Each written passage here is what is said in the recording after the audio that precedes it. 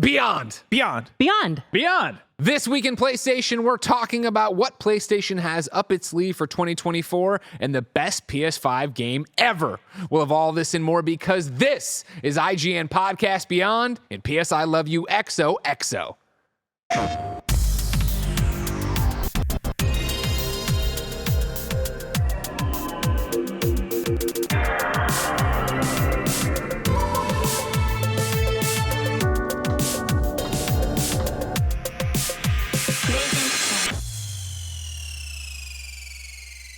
Welcome to the show, everybody. I'm Greg. That's Bless. Yeah. That's Jada. That's Max. And this, of course, is a very special episode of both Podcast Beyond and KindaFunny's PS I Love You XOXO. Max, I can't believe it's your first time in the studio.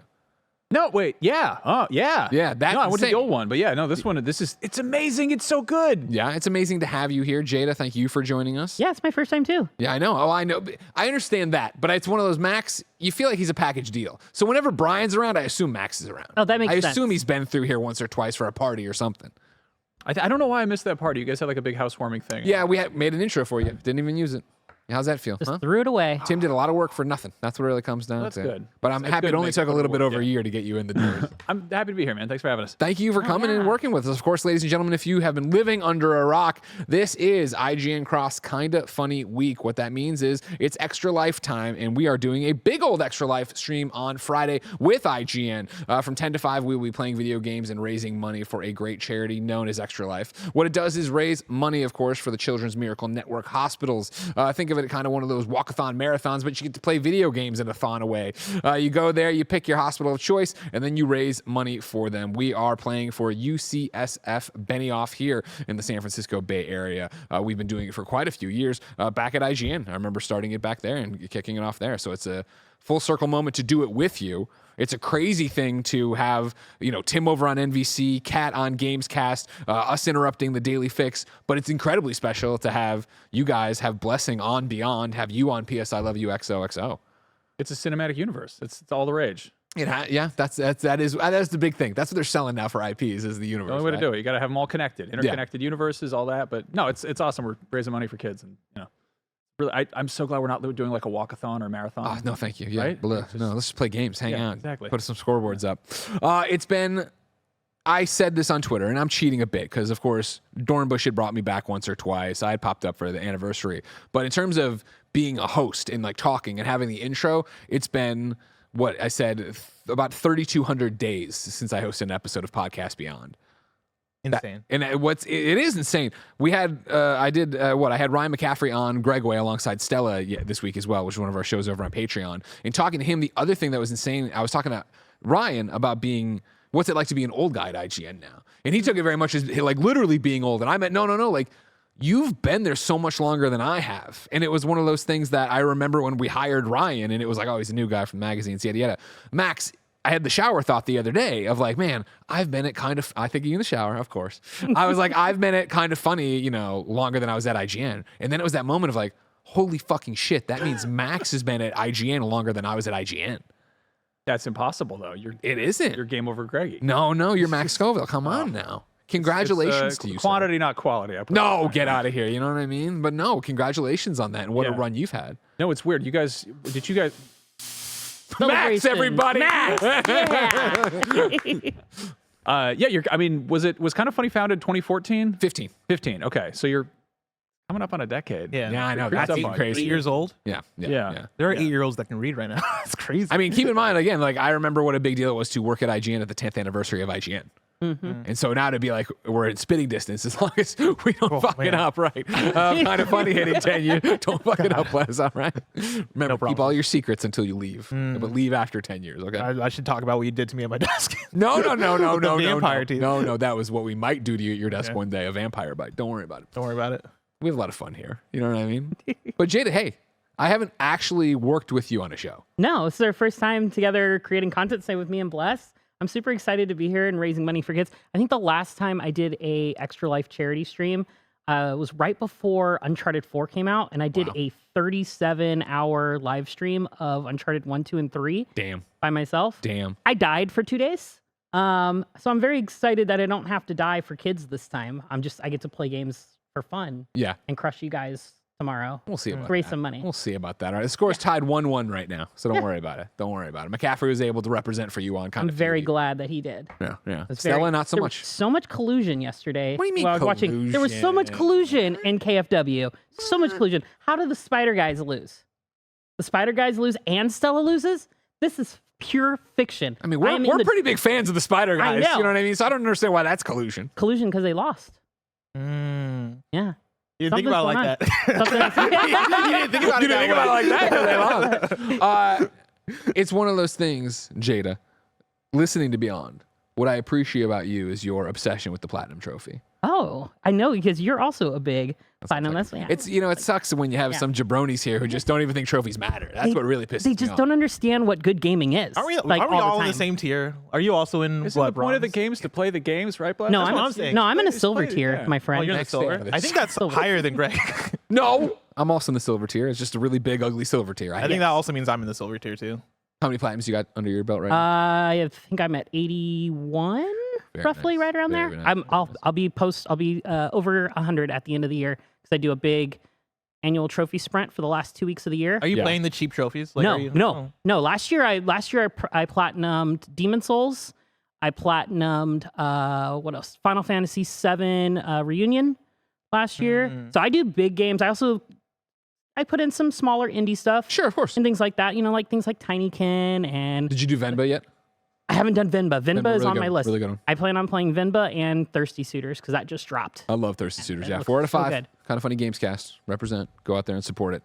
Like I said, though, support Extra Life. Remember, you can go to kindafunny.com/extra life right now to donate to our cause. Of course, Kinda Funny and IGN are trying to raise as much money as possible. We have set the goal right now, $100,000. We are over $12,000 because, of course, folks like yourself have joined Team Kinda Funny and fundraised on their own. That's right. You, of course, could watch all the content. You might say, I have no money to donate. It's no big deal. Of course, you could join the team at kindafunny.com/extra life, raise money in your own community. And remember that every dollar helps. And you're just playing games and having a good time, maybe streaming and hanging out. It's great. Now, if that wasn't enough, you say, sure, I could just donate the money. That's one thing. Yeah. What if I told you could also get a whole bunch of cool games for donations as well? If you want to support Extra Life further, you can grab a bunch of awesome games along the way. Be sure to check out the IGN Editor's Choice Bundle live at humblebundle.com right now. It runs right now until the 22nd of November. It includes games such as Disco Elysium, The Final Cut, Spiritfarer Farewell Edition, The Forgotten City. Oh, You love The Forgotten City. Paradise Killer. Yeah, it's This is a great bundle. this is is solid one of the bundle, yeah. best Humble Bundle lists I've seen. Plus, you get $10 off almost anything on the IGN store. You get 3 months of IGN Plus for free. It's over $204 in value. And then parentheses, you guys wrote, not just over 200, over 204. That $4 is very important. I agree. You know what I mean? Oh, no, don't get me wrong. You push it there. It's great. Yeah, it's a great one on Humble Bundle. And then, of course, yeah, check us out Friday, 10 a.m. to 5 p.m. as we raise money there. Of course, this is fun because I hate to bring it up, but XCast Podcast Unlocked, they got to do a crossover episode yesterday. That's up as both the XCast and Unlocked for the week. Same thing as what we're doing here for Beyond, right? Yep. One show to rule them all. It'll go up on the Beyond feeds. It'll go up on PS I Love You XO feeds. So, of course, IGN.com. Don't get this off the screen, Barrett. We don't need to see Snowbike Mike and McCaffrey and Gary Wood and Stella and Paris. Hey, did they say cross or unlocked or like not unlocked? Did they say X? Because you said Beyond Cross. PS I Love You. Yeah. I feel like they're XCast. They have to say X. Yeah, they can't use cross. That's Unlocked There's that as whole an weird XCast. naming convention. Well, that's- like what is it? Man, doing 2 X's is dangerous, you know? Because then It you're goes to three. you're one away. Dave Mirra, Triple X. Close to it, you know what I mean? It just starts looking like an AIM screen name. You just It's when you sign on to the MMO too late and you have to put all the X's in front of your name to get it for what you want. Like I said, though, this is both those shows. So, of course, IGN pays their bills, remember. And remember, for us, a lot of the bills are paid on patreon.com/kindafunny, where, of course, you get each and every episode of PS I Love You XOXO for, not free. You'd pay for it, but you get it ad-free. You get to see more than 400 bonus episodes of content we've done, including the stuff we just did where we had Ryan on Kinda Feudy, we had Ryan and Stella on Gregway, et cetera, and so on. If you have no bucks tossed away, youtube.com/kindafunnygames, podcast services around the globe each and every week for a brand spanking new episode. Of course, if you're watching live on patreon.com/kindafunny, you have a special job today. If you didn't hear, we're going to decide the best PlayStation 5 game of all time. we have a 32 game bracket because we do love brackets here. What you might have noticed, though, is that we have an even number on set. So if we get to a tie, the live chat watching us right now will be the tie-breaking vote via straw poll. So be a part of that and be ready for it. Thank you to our Patreon producers, Jackson Hampton, Delaney Twining. Today we're brought to you by, at least on the Kinda Funny side, BetterHelp. But let's start with a PSN message from you! Ryan Powala Higgins wrote in for free at kindafunny.com/PSILY and says, "Hey, Beyond and PSILY crew, what is coming in 2024 from PlayStation Studios? As it stands, there are no scheduled releases from first-party PlayStation Studios. Wolverine is the biggest title to be confirmed in development, but it still has no release date. We have second and third-party games like Helldivers 2, Rise of the Ronin, and Stellar Blade, parentheses, when it eventually gets delayed, due to release, but it's extremely slim pickings. Could we have a year with no first-party AAA releases from PlayStation? Blessing." I mean, I would be shocked, surprised. I kind of Horrified. Upset. But no, I think for the way PlayStation looks at it, Helldivers 2 technically is a first party. Like, it's not being developed first party, but they're going to publish it as a PlayStation Studios game. I don't know what the deal is with Rise of the Ronin, if they consider that the same thing too, but like, Stellar Blade also, I believe, is a PlayStation, quote unquote, PlayStation Studios game. And so I think on their end, they would count that. You loop that in with a Final Fantasy VII Rebirth, and I think you got a pretty good year of exclusives, and I think you're able to ride that wave. How can you possibly leave off Concord? Oh, sorry. There's Concord. There's Fire.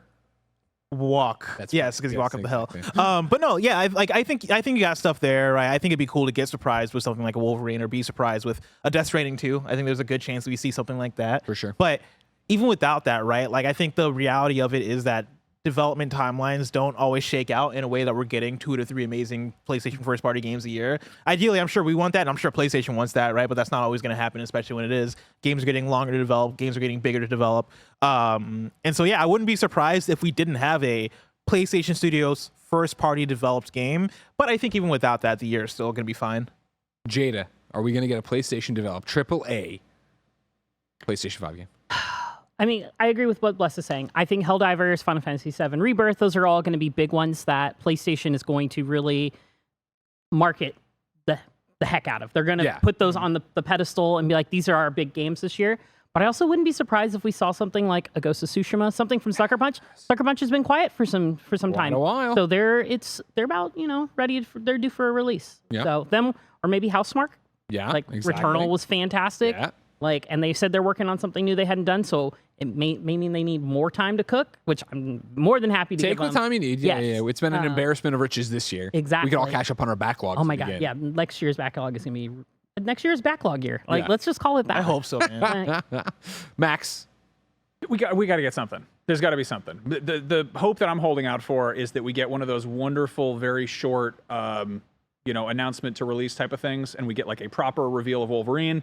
Maybe that happens sometime, first couple quarters of the year. Yeah. Or half, as some people might call it, if they're not trying to sound like, experts in business.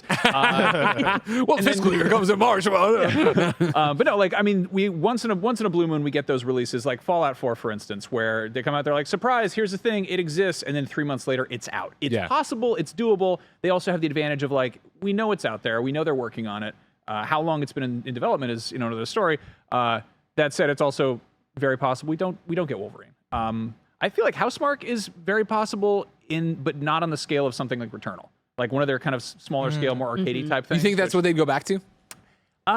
Yeah, I think kind of to sort of keep the lights on while they're working on something larger scale. I could be completely wrong. I mean, now that they're first party, maybe they want to keep that. Yeah, but it's weird to be going into a year like this with so little idea of what's on the horizon.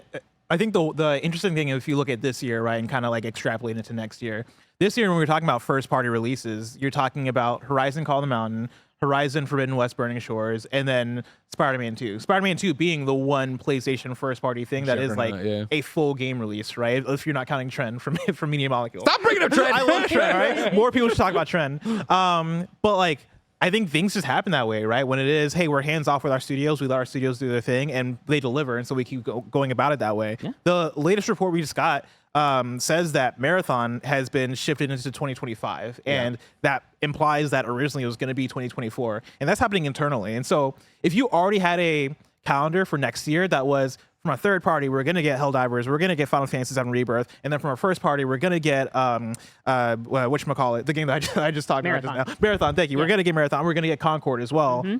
I could see PlayStation looking at that as a full year and going, all right, cool, like ship it, let's go. And maybe I keep hoping for another VR thing, but like at this rate, I won't hold my breath about VR. Yeah. If Marathon gets shifted into 2024, I think that could just be the start of, oh man, yeah, it might be more of a empty year in terms of first party, and Final Fantasy VII Rebirth might just have to carry the year on its back. And you know what? The devs have said that they're Square Enix has said, the devs for Rebirth, they said like, we're making this a challenging platinum trophy, which I'm all about. You know, as long as they don't put the squat minigame. That squat minigame, frustrating. But you know, I think that one, they said that they're building the open world section to have just a lot of content and a lot of stuff to do. So I'm really hoping that one is going to carry for a long while. And also, there are the rumors / reports of possible God of War DLC or expand alone. We go to Insider Gaming, where Tom Henderson writes, a new report has claimed that a God of War Ragnarok DLC will be announced later this year, possibly at the Game Awards. The news comes courtesy of a Spanish outlet, which has previously reported on accurate leaks in the past. Area Junones. Andy told me how to pronounce this. Damn it. Andy's playing a game on stream. He can't help us. According to the outlet, the news comes from sources close to Sony that claim the DLC could come as its own standalone game, somewhat similar to Spider-Man Miles Morales.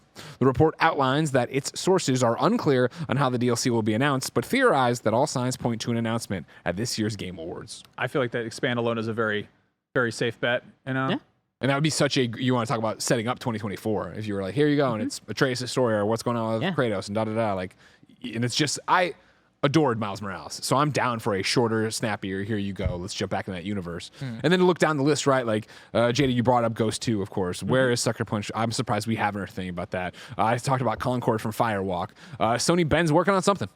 When that'll be ready, who knows? Because that's all been, scuttlebutts and rumors that we've heard about it. Housemarque, of course, put out Returnal in 2021. Bluepoint. Yeah, Bluepoint hasn't talked since Demon Souls at 2020, right? And they've always said, oh, we're working on something. Don't worry about that. Okay. And then, of course, you get into Haven with Fair Games, and this God of War Ragnarok stuff. There's a lot of things and pieces on the table that could move. That could be the thing. But you just don't know. But I'm not worried about 2024. I think this year was so jam-packed with games. I'm excited for it to be down for a chill. I want it to be a chill year. And I think even wanting it to be a chill year, I don't think it's going to be that chill. Like, I think it's going to be 2024 strikes me as a medium year.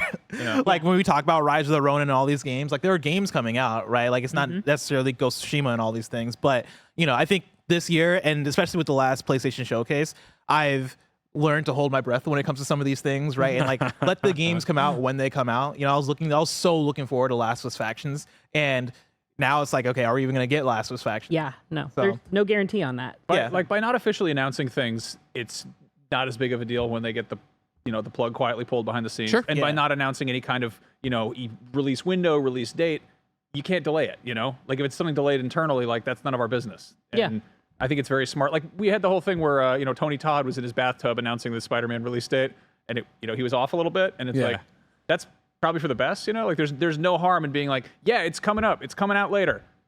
What later means is entirely up to, whoever's deciding it. But it's like, it's always a little bit of a, a bummer to like, you have that day on your calendar marked out, and then 10 days in advance, they're like, just kidding, it's out December 7th instead, or whatever. And like, that's for sure. Yeah. And aside from that, like, Bless, to your point, like, I hope we get surprises. Like, I hope there's just some fun stuff coming, but I could also see next year being kind of quiet, Everything's going to be kind of quiet compared to this year.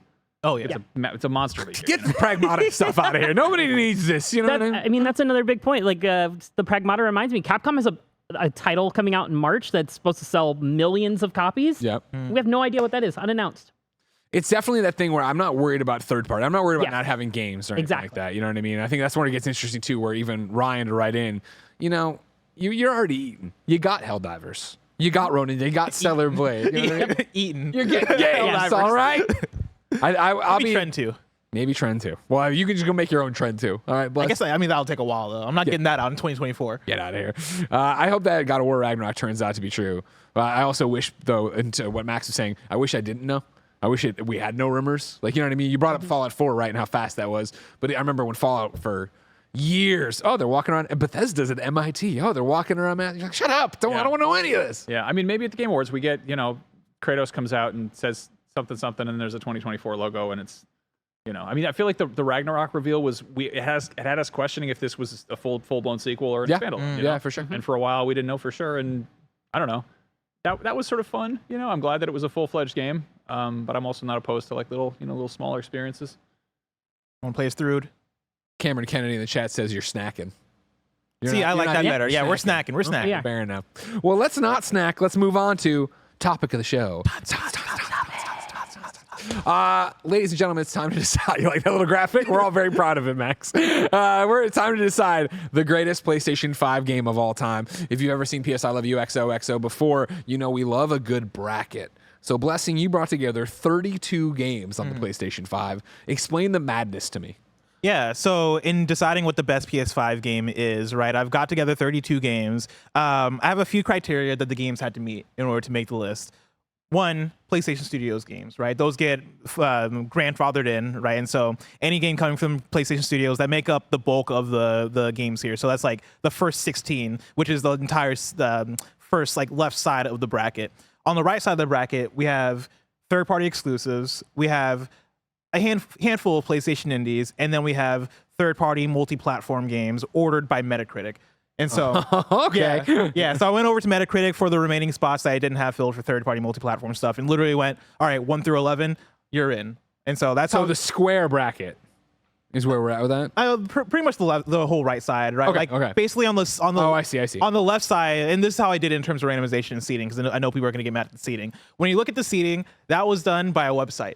So I took all the Gary the Third says Blessing is criminal for this bracket. I took the PlayStation Studios games, right? Which again, I am encompassing all of the PlayStation Studios game. I think I left off maybe one that was like a kind of one. Was it? I forget what it was. It was something where I was like, people won't be mad if I leave this out. They're not gonna remember. They're not. You see it? Yeah. Like if you can call it out in chat, what game I left off, let me know. Yeah, Destruction All Stars is on here. I think it was Destruction All Stars. No, it's on there. No, it's on it there. is? Okay. You got that fighting Miles. I was pretty late to the party and suggested a couple. I suggested Hitman World of Assassination. Which I'm upset with myself that I didn't.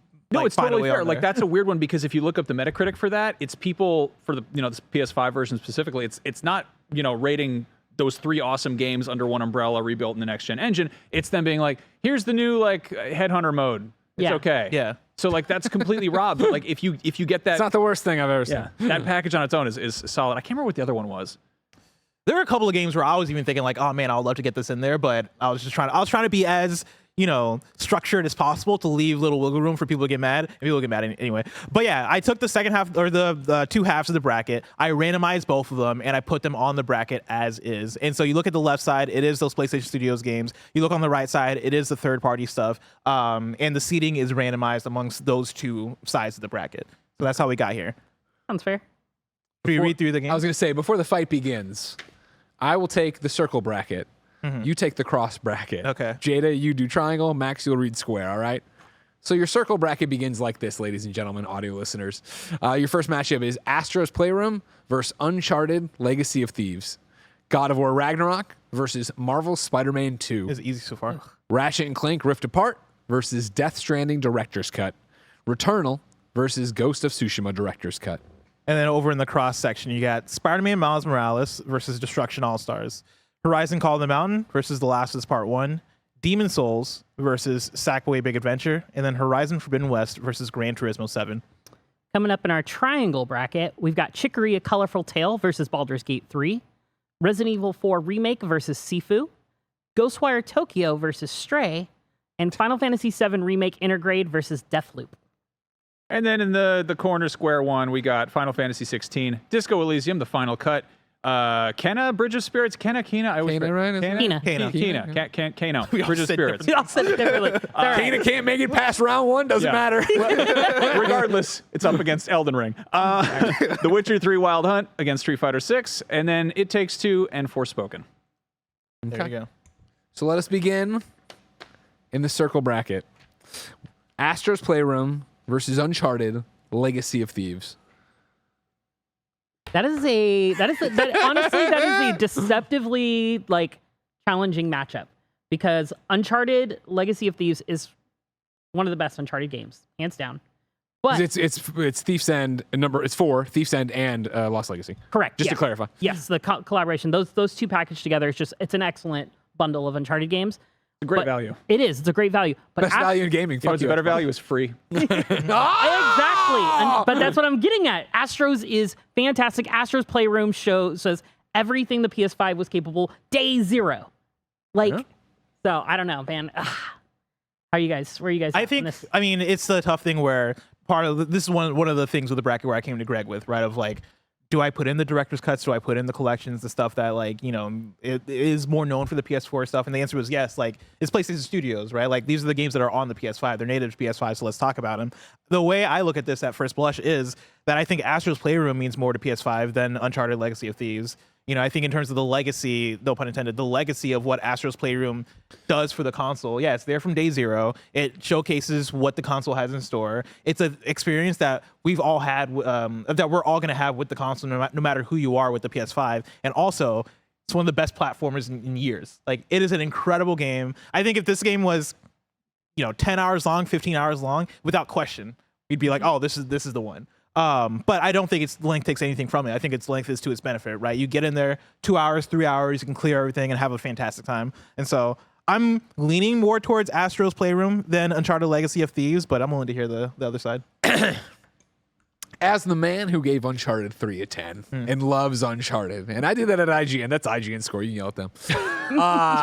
I hands down 1,000% put my vote behind Astro's Playroom. Okay. I love Uncharted. Don't get me wrong, and these are two great games, but it is a collection. It is something else. And Astro's Playroom was free with your thing, and it did you think about how much marketing drivel is shoved down our throats each and every day in video games. The fact that Astro's Playroom came with it and was like, here's why the DualSense actually matters. Here's what it's going to feel like. Here's going to be the pitter patter of rain. Here's you're like, oh man, like you took Astro, who's already so great on PlayStation VR, one of, if not the best PlayStation VR experience. Then you gave us this love letter to PlayStation that you're including on this shiny new device to show off all this stuff. The GPU song being a banger, like, come on. Oh my God. Like, Astro's Playroom, I think on PlayStation 5, in terms of what, if I was like, you got a PlayStation 5, you have to play blank, I wouldn't jump to, you got to play the Legacy of Thieves collection.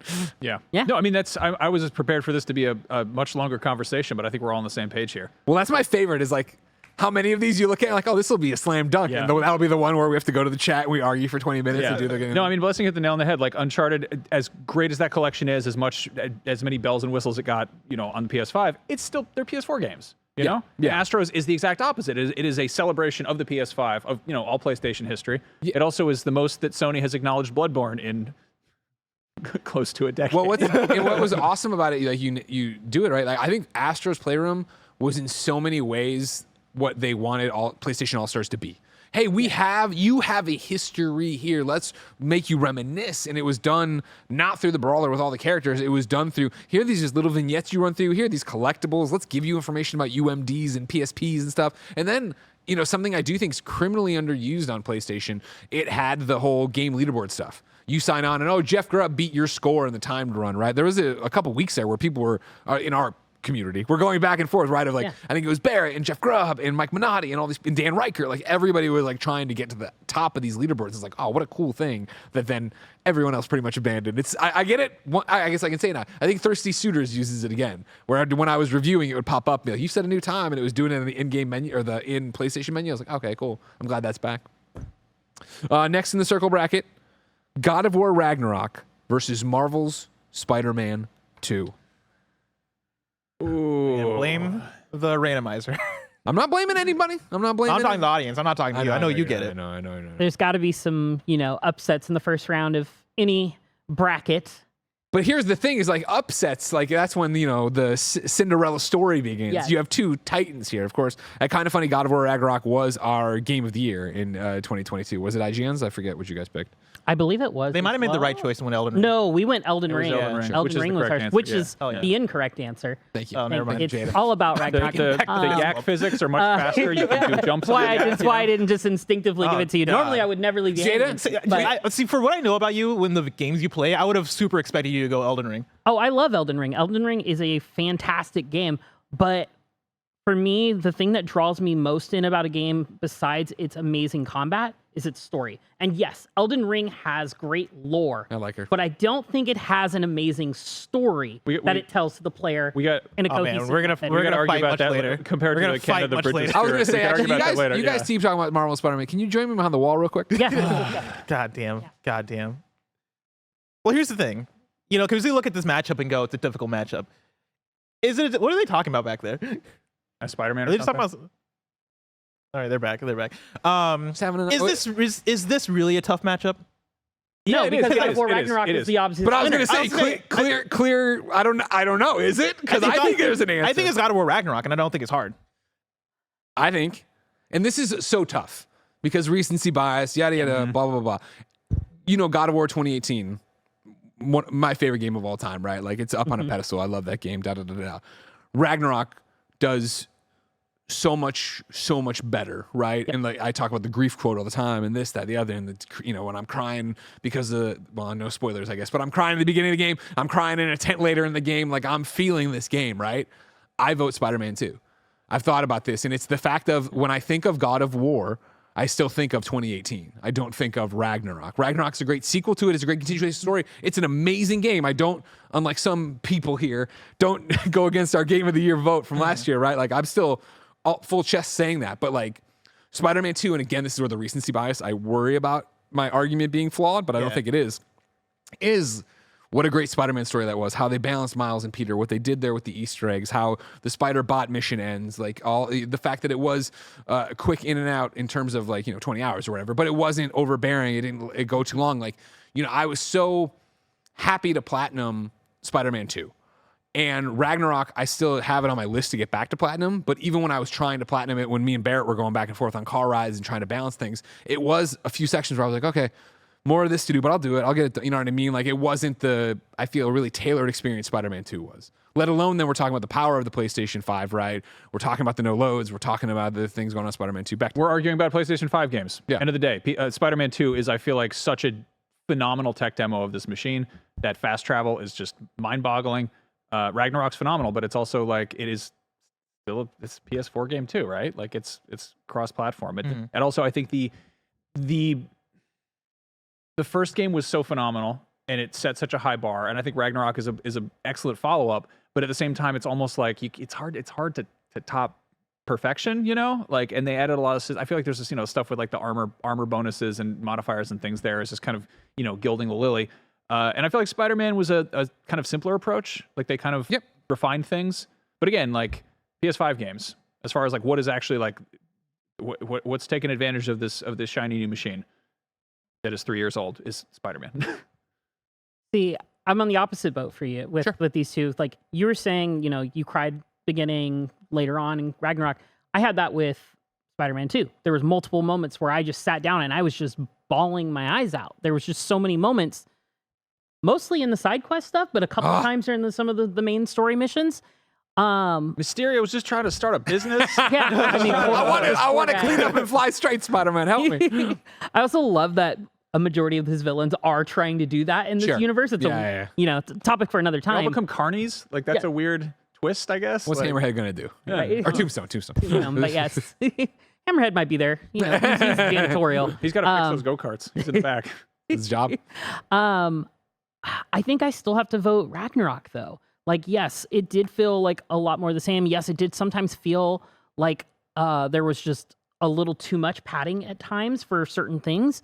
But I was just captivated through, I think I spent 70, 80 hours with Ragnarok, and I enjoyed every moment of it. I went back and like I would have a save file before like 15 of the boss fights just so I could go back and replay those boss fights. And I like made a point to do that with Ragnarok because I love their combat so much. And I love Spider-Man's combat. It's great. It's over the top. It's fast. It's quick. But I didn't feel as strongly about that with Spider-Man to the point where I was like, oh, I need to make sure I save before this mission. There was no mental checkbox in my head when I was playing Spider-Man 2. I was like, yeah, I'm flying through this. I'm enjoying it. I'm having a good time. And then I got to the end. I was like, oh man, I kind of want to go replay those things, but I didn't think about it in the time because I was flying through it so quick. Yeah. For me, I also kind of have the reverse in terms of like, I think when I get years down the line, I'm going to have God of War Ragnarok stick out a bit more in my head than Spider-Man 2. I think Spider-Man 2 is going to feel like, okay, yeah, like Spider-Man games kind of have this feel to them, kind of have this flow to them, and I know what I'm getting out of a Spider-Man game, right? And what I'm getting is something fun. But I think compared to a God of War Ragnarok, like I look at Spider-Man 2 as, oh, I'm going through the motions of playing a Spider-Man game, right? Like I'm going in, I'm doing the fun combat, I'm going to juggle people, I'm going to swing through New York, I'm going to do the side quests and activities. And it is like a fun, almost like clear the mechanisms kind of game of, yeah, it's a palate cleanser, right? It's me having fun. It's me, doing the thing. Whereas God of War Ragnarok for me is more about the moments. It is about like, early on in the game, having the moment with Fenrir, right? Or later on in the game, having the moment with Kratos and Atreus right before the big final thing, right? Or like, meeting Angrboda for the first time. There are so many moments I can think of in God of War Ragnarok that stand out as special moments. And for me, even in Spider-Man 2, I'm trying not to be the hater of Spider-Man 2, but even with Spider-Man 2, there are so many moments where I'm like, a lot of them can be hit or miss for me, right? Like quite a few of them are cool, but then others where I'm like, oh, am I riding a bike again? Like, why am I doing this? Like, oh man, I don't really love the science missions. Like, there's so many things that I can still kind of ding that game for. Like, even in the open world where, I'm like kind of just chilling because if I do another bespoke mission, it's going to take me out of being Spider-Man, put me into being in the shoes of another character. Sure. I still have enough of those complaints with Spider-Man 2, whereas God of War Ragnarok, for me, took try to follow up on perfection and ended up doing better. Like, I think it took that task and ended up superseding it in a way that like very few games have done. Okay. Yeah. I'm voting Spider-Man. I'm voting God of War Ragnarok. Spider-Man. All right. Go to the poll. And I forgot, of course, that YouTube has added polls. So I can just do it inside YouTube. I don't need to give you a straw link. You got a real bike apologist over here. Gary the Third is mad that we're talking smack on those bicycles. Hey, you know what? Once you got the boost, If the bicycles felt better to control, give him a motorbike and have him deliver pizza. Like this seemed like a weird. Oh man, Yeah, Ragnarok Steven ran Bikes out, then it went 50-50. Now Spider-Man's back. Now it's 50-50 again. should we discuss the next Sure, one we while can start the next conversation while that rolls in. Next is Ratchet and Clank Rift Apart versus Death Stranding Director's Cut. I'll start here. I'm going full Ratchet. Rift Apart was Insomniac cooking on all cylinders. They know what the PS5 is capable of, as we've seen in Spider-Man 2 now. Rift Apart did a lot of the things that Spider-Man did first, and it is still, in my opinion, one of the best looking PS5 games. It looks like you're playing a Pixar movie the whole time you're playing through, but better, in my opinion. I love Ratchet. Ratchet is a staple of the PlayStation franchise. It's been around. Death Stranding was just brown. Oh, I saw the B on your lips. I was like, is she writing boring? I mean, it was just I got really tired of I come from a family of mail carriers, and so for me that Wait, also both my grandfather amazing. and my I love mother that. work at the post. What worked about at the post Paperboy? office. What are your thoughts on Paperboy? Paperboy was actually which is more accurate, do you think, in depicting the Postal Service's job? Oh, Paperboy is more accurate Okay. for A sure. lot of mummies in the streets. Yes, they're everywhere on Halloween, But yeah, no, I put Rift Apart up there. I think the story's great. I think what they did introducing Rivet and her story was just fantastic. I love Rift Apart. It's one of those ones where like I will go back and replay Ratchet and Clank games because I love them so much.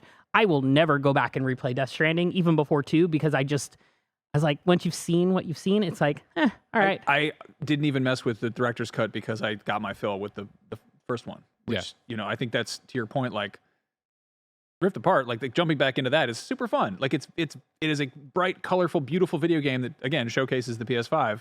And like Death Stranding, I feel like I've spent as much time sort of talking about whether or not I like Death Stranding as I have actually enjoying Death Stranding. Like it's a very bizarre, strange game, and I'm so happy it exists. Yeah. But again, like no.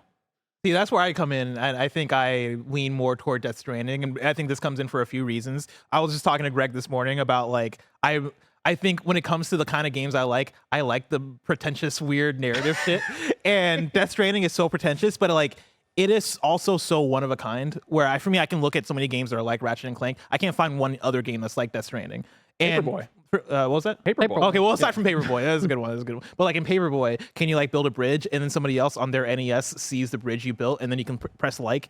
And now it's like it's all connected. No, because we didn't have internet back then, Bless. Sticks. I know you're young, but we didn't have internet. Take a leak in Sticks and Paperboy, nothing ropes. happens. It doesn't grow a mushroom or anything like that. But for me, like this is a tough one because it's almost like comparing like a Pixar movie to a really good A24 film, where it is like bingo. These Yeah. are so like apples and oranges kind of experiences, and so I could see people going either way. But for me, I think for what I got out of Death Stranding compared to what I got out of Ratchet and Clank Rift Apart, I think I got way more out of Death Stranding, and that is to the story and the symbolism and the weird characters and like this this commentary on kind of what it's weird because this game originally came out in 2019 and then 2020 we got the pandemic, and so it's kind of the pandemic, the hot new release, the pandemic. It's a weird like almost commentary on the pandemic ahead of the pandemic, and it's always weird how Kojima always tends to do that. But the fact that we had this game about being separated but also being connected at the same time, right? And us building the chiral network and it being this, standing for essentially the internet. Good job pulling out chiral network. I would not have been. I would have been like, you're building the thing. Well, to be fair, I did play the director's cut like a year ago on my Steam Deck.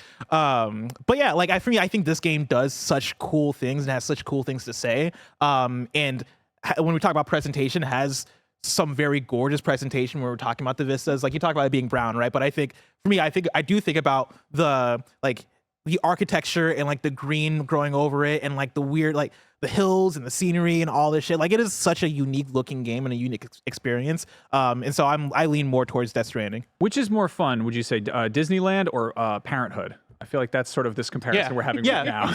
Like, which is more meaningful. Yeah. Oh! Yeah. I'm voting Ratchet and Clank. Ratchet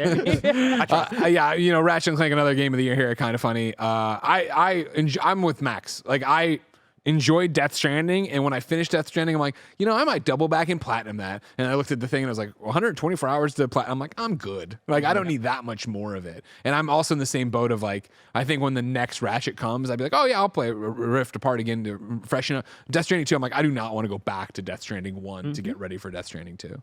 Mm-hmm. Yeah, the Ratchet advances. Congratulations. I hope just give me a little preview video of what last time like Spider-Man did.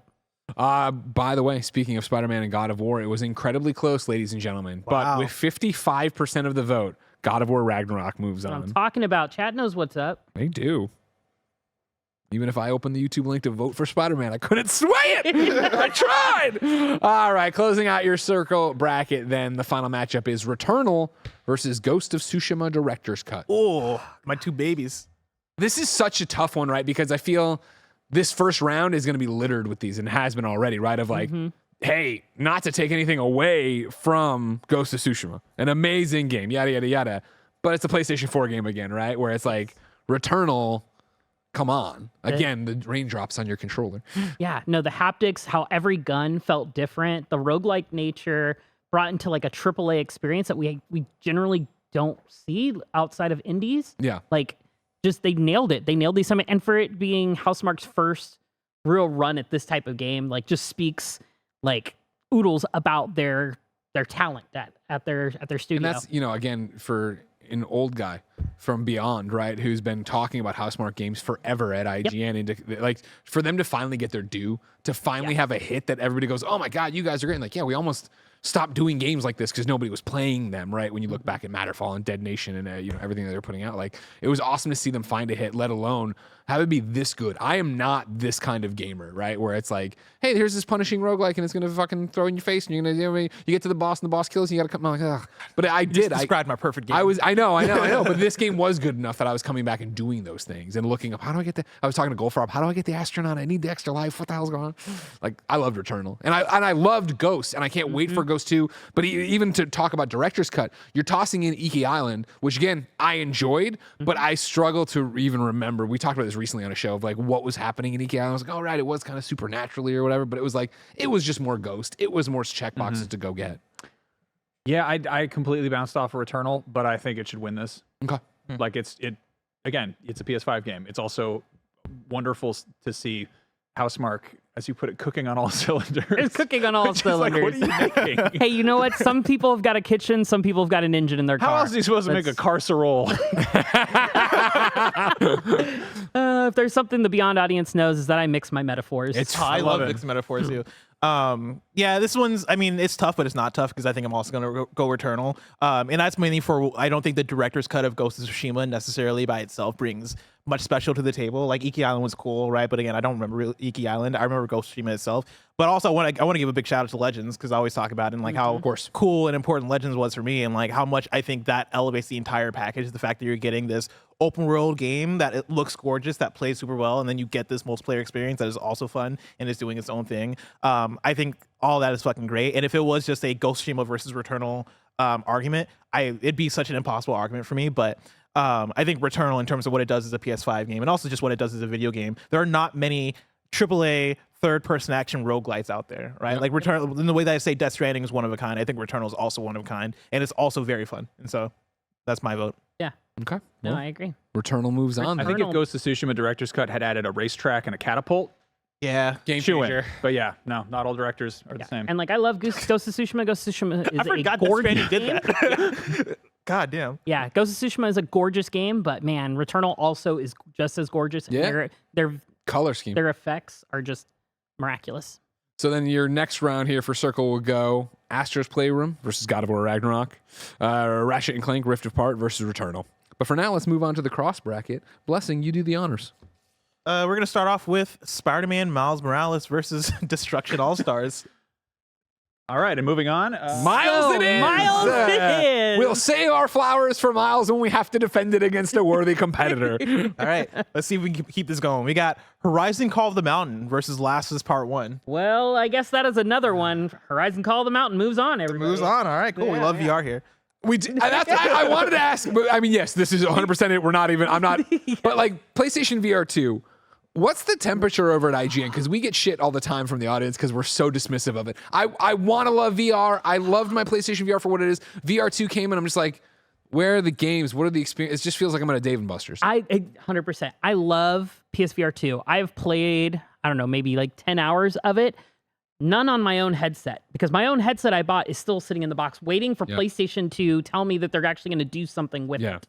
So as soon as they start being like, hey, 3 of our 27 studios we own are making PSVR 2 games, I'll be like, all right, cool. I'll open it up and I'll start experiencing time with it. But it's just, it feels like almost a sunk cost at this point. Right, yeah. So like, you know, and yeah, our audience is the same way. They're just like, there's so many great games for PSVR 2. I'm like, yeah, but you can also play those on the Quest. Everywhere else, and yeah. everywhere How many else. times am I going to play Beat Saber? Exactly. I know. Yeah. And we love Beat Saber. I mean, no, I'm with you. I've not picked up Beat Saber in a while, and so yeah. Yeah, I mean, what is the killer app for it? Like Horizon Call of the Mountain? no, Right? It's good, but it's not. It's like a very fine game. Like if Gran Turismo 7 maybe. Yeah, no, Yes. that is the correct answer. But again, that's Resident like Evil. to do it properly. That's like you got to do it with the wheel and all that. I mean, you don't have to, but it kind of makes a difference. But it's also like, I don't know, people try to do that thing where they equate time versus value versus money spent on a game, and it's like, when you spend 10 hours with something you paid $600 for, and it's not even the thing you paid $600 for, it's your friends. Like that's Yeah. ooh, yeah, that's not great, mileage there. And I mean, again, it's such a bizarre, problem because like the cost of getting into VR is it's a big, it's a For big sure. It's an threshold investment, jump. right? Yeah. And it's also, you typically get much smaller, more bite-sized experiences, which can be really, really cool. But I feel like once you get kind of past the initial like, oh my God, VR is amazing, it's kind of few and far between when things are actually really pushing that forward. You get once in a while, you get like a really cool experience. You get like, oh wow, they redid the entirety of RE4, something like that. Yeah, I mean, back to this, like Call of the Mountain. Yeah, I don't know. It didn't make me want to run out and grab a PSVR 2. Yeah. If Call of the Mountain made me hate climbing. Like, we want to be real about it. You're like, I'm done. My arms were so tired playing that game. I kept hitting the lights. Like we're You're playing the IGN tall. office, and You're I was like tall. whacking into things, hurting my hands. Yeah. I just would. Was that game easy? Like, you have long limbs, right? Like, are your arms long? No, he's just really tall. Really tall, that's really what- I short don't know arms. what- Though. but He's like, like a Tell, they're T-Rex. actually about 16 inches long. They're very Because for me, Tyrannosaurus. as an average height above average guy, right? Like, I'm getting the stretches in for like the grabbing the next ledges or whatever. Like, that was an advantage, right? Like, the further I was able to stretch my arms. And I imagine like you being a taller person. Max just I imagine that you're top fucking of the killing cliff. it in that It game. feels weird. It's just like, it's an odd experience, but Real quick, too, while we have this quick aside, what's Beyond's read on PlayStation Portal? Do you guys care about this? Because I can't fucking wait. I am Really? I am on the I remote fence. play all the time. Okay. Yeah. I'm on the fence. I remote play up to my office. Yeah. Sometimes like when I'm doing work and stuff, like if I need to I need to capture this silly thing for work, I'll remote play. But I spend more time on my TV than I don't. Sure. So, It's interesting, but I also got a backbone recently. I have a backbone, and I love my backbone. Stick it up for yourself. It's good. No, like I keep saying that. Like you have a backbone, you can pair a controller, you can do all that stuff, and I also don't do that stuff. And I feel like if there were a device that was completely snappy and made it really painless to do that stuff, maybe I'd do that stuff more often. And also when you consider that like a new controller is like $80, and if this thing is $200 and it is an entirely additional experience, like I'm kind of like maybe I could be swayed. Yeah. And like I thought Apple AirPods or whatever were like a stupid ripoff, and to a certain extent they are, but they also totally play well with an iPhone. Switch between the devices and everything. Because they're proprietary, and they're all friends or family or whatever. And like Sony is, when they do something that works on that level, when it's they're running on the same language or whatever, it's awesome. It's great. And if this, I mean, that was one thing I think Bo Moore put it in his IGN preview. He's saying like, you just pick this thing up and it kind of just goes. And if that's the case, then I might change my tune pretty quickly. But again, like it's jury's out. I've considered it because I've got a lot of TV and stuff I want to catch up over the holiday break, and so I think it's going to be a perfect little addition to where I can sit there and rewatch Archer for the 15th time and play Baldur's Gate. I don't know. Thank you very much for your expertise, Podcast Beyond. So for the record, Last of Us wins. Yeah. Okay, cool. Just making sure. Next up, let's see if we can keep this going. Demon Souls versus Sackboy: Big Adventure. Yeah. Anyway, Congratulations, Demon Souls. I'm not gonna vote for Sackboy, but I just want to make sure Sackboy gets its flowers. Yes, because Sackboy is a fucking great game. it is. Great. I need to stop cursing so much. It's a great launch. Remember beforehand, Barrett's like, remember, IGN doesn't curse in their podcast. I'm like, oh, we mentioned it immediately. They said it'd be fine. And I'm like, I'll be better about it. And every time I curse, I'm like, And I also see somebody in the doc, or I saw somebody in the doc like taking time codes every time we curse, and I was like, oh no. No, like it's a great game. I think it was a cool and really fun direction for Little Big Planet / Sackboy. And it had levels that had Bruno Mars music in it, and so yeah, that's true. Yeah. Again, Sackboy, Big Adventure, a fun game. No Very one's taking fun. away. Yeah. If Janet was here, she'd be freaking out. Yeah. She loves it so much. No, But she's not here. I'm in the same boat with Blessing, so like, I won't vote for it, but man, it's very Good job, Sackboy, but Demon Souls runs this one easily. yeah. and then With last all due one, respect to Sackboy. last one for the cross bracket: Horizon Forbidden West versus Gran Turismo 7. I'm going full into the Horizon Forbidden West camp. I know a lot of people I've talked to a lot of people who are like, man, I just can't get into this. This world's too big. There's too much going on. You're crazy. This world is fantastic. It should have won all the awards for art direction last year. I think it is probably the second most gorgeous game on PlayStation. I've already given that flower out to Ratchet and Clank Rift Apart, so I can't give it to Forbidden West. But the second best looking, it's best looking for realistic. And at the scale that it does it. Their VFX that they use for their water system is just fantastic. It's everything about the story is built upon the first one. I love Aloy as a character, like 100% Horizon Forbidden West for me. Yeah, I mean, Cooper in the chat is GT 7 was great, but yeah, like I wanna be like, but it's one of the most prestigious flagship PlayStation title, but it's also like. The thing that I think of when that game is it's never I don't want an ultimate driving simulator. I want like a fun race car game. I want a good time. They just added split screen co-op or versus now, so you can play with four-player split screen. Wow, there you go. get on that. It's Only Mario Kart. Can you believe it? It's basically but like you start off like, all right, cool, next gen racing game. This is going to be incredible. And you pop it up and it shows you like stock footage from the 1920s or whatever, and it's like the first car was made of wood. Because it's like, oh, y'all are some nerds. Like nerds made this game. And I respect that. I don't want to play it, but I respect it. And I understand everybody who loves GT, but I'm Horizon all the way. I will give a shout out to my first time playing GT7 in VR, and that was like a religious experience of wow, I can't believe a game feels like I feel like I am literally driving a car. It made me like we had a setup at the IGN office, and it made me want. It's like, do I need to go spend $300 on a wheel and pedals? Yeah. Like right now? I feel like I need to do that. So my roommate, Michael Hyam, right? He has a whole racing wheel setup, and legitimately, I picked it up, I put it in my room, I put on my VR, and it's when he walked into my room, they'll think I'm a crazy person, because like,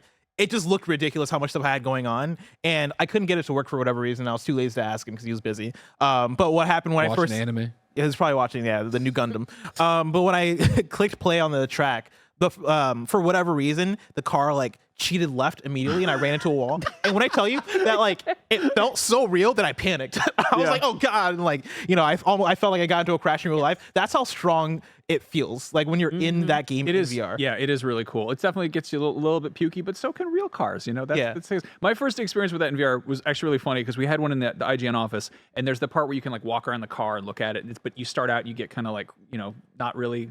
I don't want to say crappy cars because they're nice and new and shiny, but they're like regular ass cars, you know. And I started Honda Civic. Yeah, I'm looking at this Honda. I'm like, wow. And I hear one of our producers, Jobert, walk up and he goes, "Hey, I have that car." And I'm like, I could just go out in the parking lot and see this car. Like, like it's like the Simpsons yard work simulator joke where I'm like, Jobert, try this on, see if it's like driving your car, or you could just go drive your car, whichever. Like it's, you know, I don't know. I feel like maybe just it's a game like. Just maybe come out swinging a little bit harder. Like if this is going to be a flagship PSVR thing, like if this is going to be like showing off what the PS5 can do, maybe just give people like a Dodge Viper, you know, at the beginning. Give them just something fast. My dream would be like keep Gran Turismo what it is, but make a game that is what Forza Horizon is for Forza. Like I would be so down for a Gran Turismo Horizon, where I'm like not Horizon Forbidden West, but you get what I mean. Aloy's driving her dinosaur car. Yeah, where it's open world arcadey. They had the racing minigame. Oh yeah, lest we forget. Oh yeah, and Horizon. Yeah. I guess we could call that Gran Turismo Horizon. Yeah, there we go. Gran Turismo Horizon. Forbidden West would be pretty good. Yeah, I'd be all about it. American muscle But cars. yeah, I'm voting for Horizon. Horizon Forbidden West moves on. Blessed, do you want to recap the cross bracket? So the next one's moving on for the cross bracket. We have Miles Morales versus The Last of Us Part 1, and then Demon Souls versus Horizon Forbidden West. All right, triangle bracket time. We've got Chicory, A Colorful Tale, and Baldur's Gate 3. God dang it. Man, I was so excited to like fight for Chicory. And Chicory is so good, but I mean, Baldur's Gate 3 is by far my game of the year this year. Like, I'm playing. What do you think would win in a fight, a duckling or an Abrams tank? I mean, it's just so good. The storytelling, how Larian has like thought out so many things. They created content for 0.01% of their player base to find, but because there's so many of those 0.01 things, they're finding it. Everybody is finding different things and sharing, and then they did it differently than you, and it creates just this Tears of the Kingdom level of storytelling between colleagues and friends. I'm playing this little like blue Smurf gnome that throws items or whatnot to kill everything. So, and I was wielding a hammer for a long time. So I was like little blue Thor, and it was great, and I love it, and it's hilarious. I'm now collecting dead bodies and throwing dead bodies at people. Yes. You know, what other game lets you do that? I mean, it is a very, very deep game. I also just love the sort of metagame aspect of it, where a fucking Stadia launch title just showed up to maybe eat Zelda's lunch. Like this, no one gave a shit about this game 6 months ago, except for the people who've been playing it for 3 years prior. Access, yeah. And like they were all like, oh yeah, no, hold my beer. You know, this is gonna be fine. Like, and I'm so happy it is having that like that crossover like breakthrough. For sure. Again, you talked about marketing earlier, right? And the way they did that, where they did that final big presentation, they flew a bunch of games journalists and influencers out to see it in Belgium, I think, and they did. It was like all anybody that weekend was like, "You see this bear fucking this person video?" You know what I mean? And suddenly it was off to the races on the hype train, and it was like a month until it released on PC. They just made a joke about it on South Park, like really? For it to be that level of like mainstream. They also totally got the cross saving wrong. They said it doesn't work between PS5 and PC, and Larian had to be like, actually, like, it's. I don't know. I love D&D, so like this is all for me. In Chicory, you can color. Like you can. And this is the normal thing of like Chicory, a great game. I mean, you and Janet adored it. I enjoyed it. I didn't love it. But yeah, it's very cute, very colorful, a fun one. You can color on a Denny's menu, dude. Like, moving on. But does the Denny's menu make you cry also? Sometimes. All right, next up, we've got Resident Evil 4 Remake versus Sifu. Oh yes. Oh man, this is. It's time for me to give a hot take. Yeah, okay. Let's start with you. I'm going Sifu. That's it. Let's start. I'm going Sifu. Yeah. What's the hot take? That's it. That's the hot take. I'm putting is that Sifu. you're going Sifu? That's it. A very short hot take. Yeah. But it's Why? okay. Sifu's just such a good game. Like, I mean, it's the thing of like we're comparing two great games here, and I know most people would put an RE4 over it, right? But like for me, when I think about what are the standout PS5 experiences I've had so far this generation, I think for me, Sifu stood out a bit more than RE4 Remake, and that's for a number of reasons. RE4 Remake is coming off of like so many other Resident Evil games that have come out in the last few years, right? And when I think of my ideal, best Resident Evil experience that I've had in the last 5 years, I still think about Resident Evil 2 Remake. Okay. And I think it's just a tough thing to follow up on to like continue to make these things feel special. I think RE4 Remake probably feels the most special to RE4 fans who played it growing up, right? And there's so many of those people. But for me, as somebody who, I tried RE4 plenty of times growing up, it just never stuck with me. RE4 Remake was finally the time I played all the way through it, and I went, man, that was a great time, right? But it's not like a thing that I think about constantly. Whereas Sifu, playing that for the first time, it was an experience of, I have never played a game like this before, at least a beat 'em up like this before, that is approaching in this kind of way, with this kind of style, with this kind of art direction, that has such good level design. Only 5 levels in that game, but they make those 5 levels count. An interesting system in like the age system, where every time you die, you age up a little bit. A game that did almost like the Deathloop thing of, hey, manage the way you play through this whole experience and like really think about it, right? Because depending on the path you take, depending on how you approach it, you're gonna have to play this full thing in one go. And Sifu almost does it in a more hands-off way than even Deathloop does, because it really is, hey, beat this game before you age out, or you're gonna have to start from the beginning. Yep. The fact that game had the balls to do that and had like the design knowledge to make that happen and make it work and make it fun, for me is one of the most impressive things in the last couple of years. And and the challenge level, like there are so many people who are complaining about the challenge right at the get because they didn't have difficulty settings at the get go.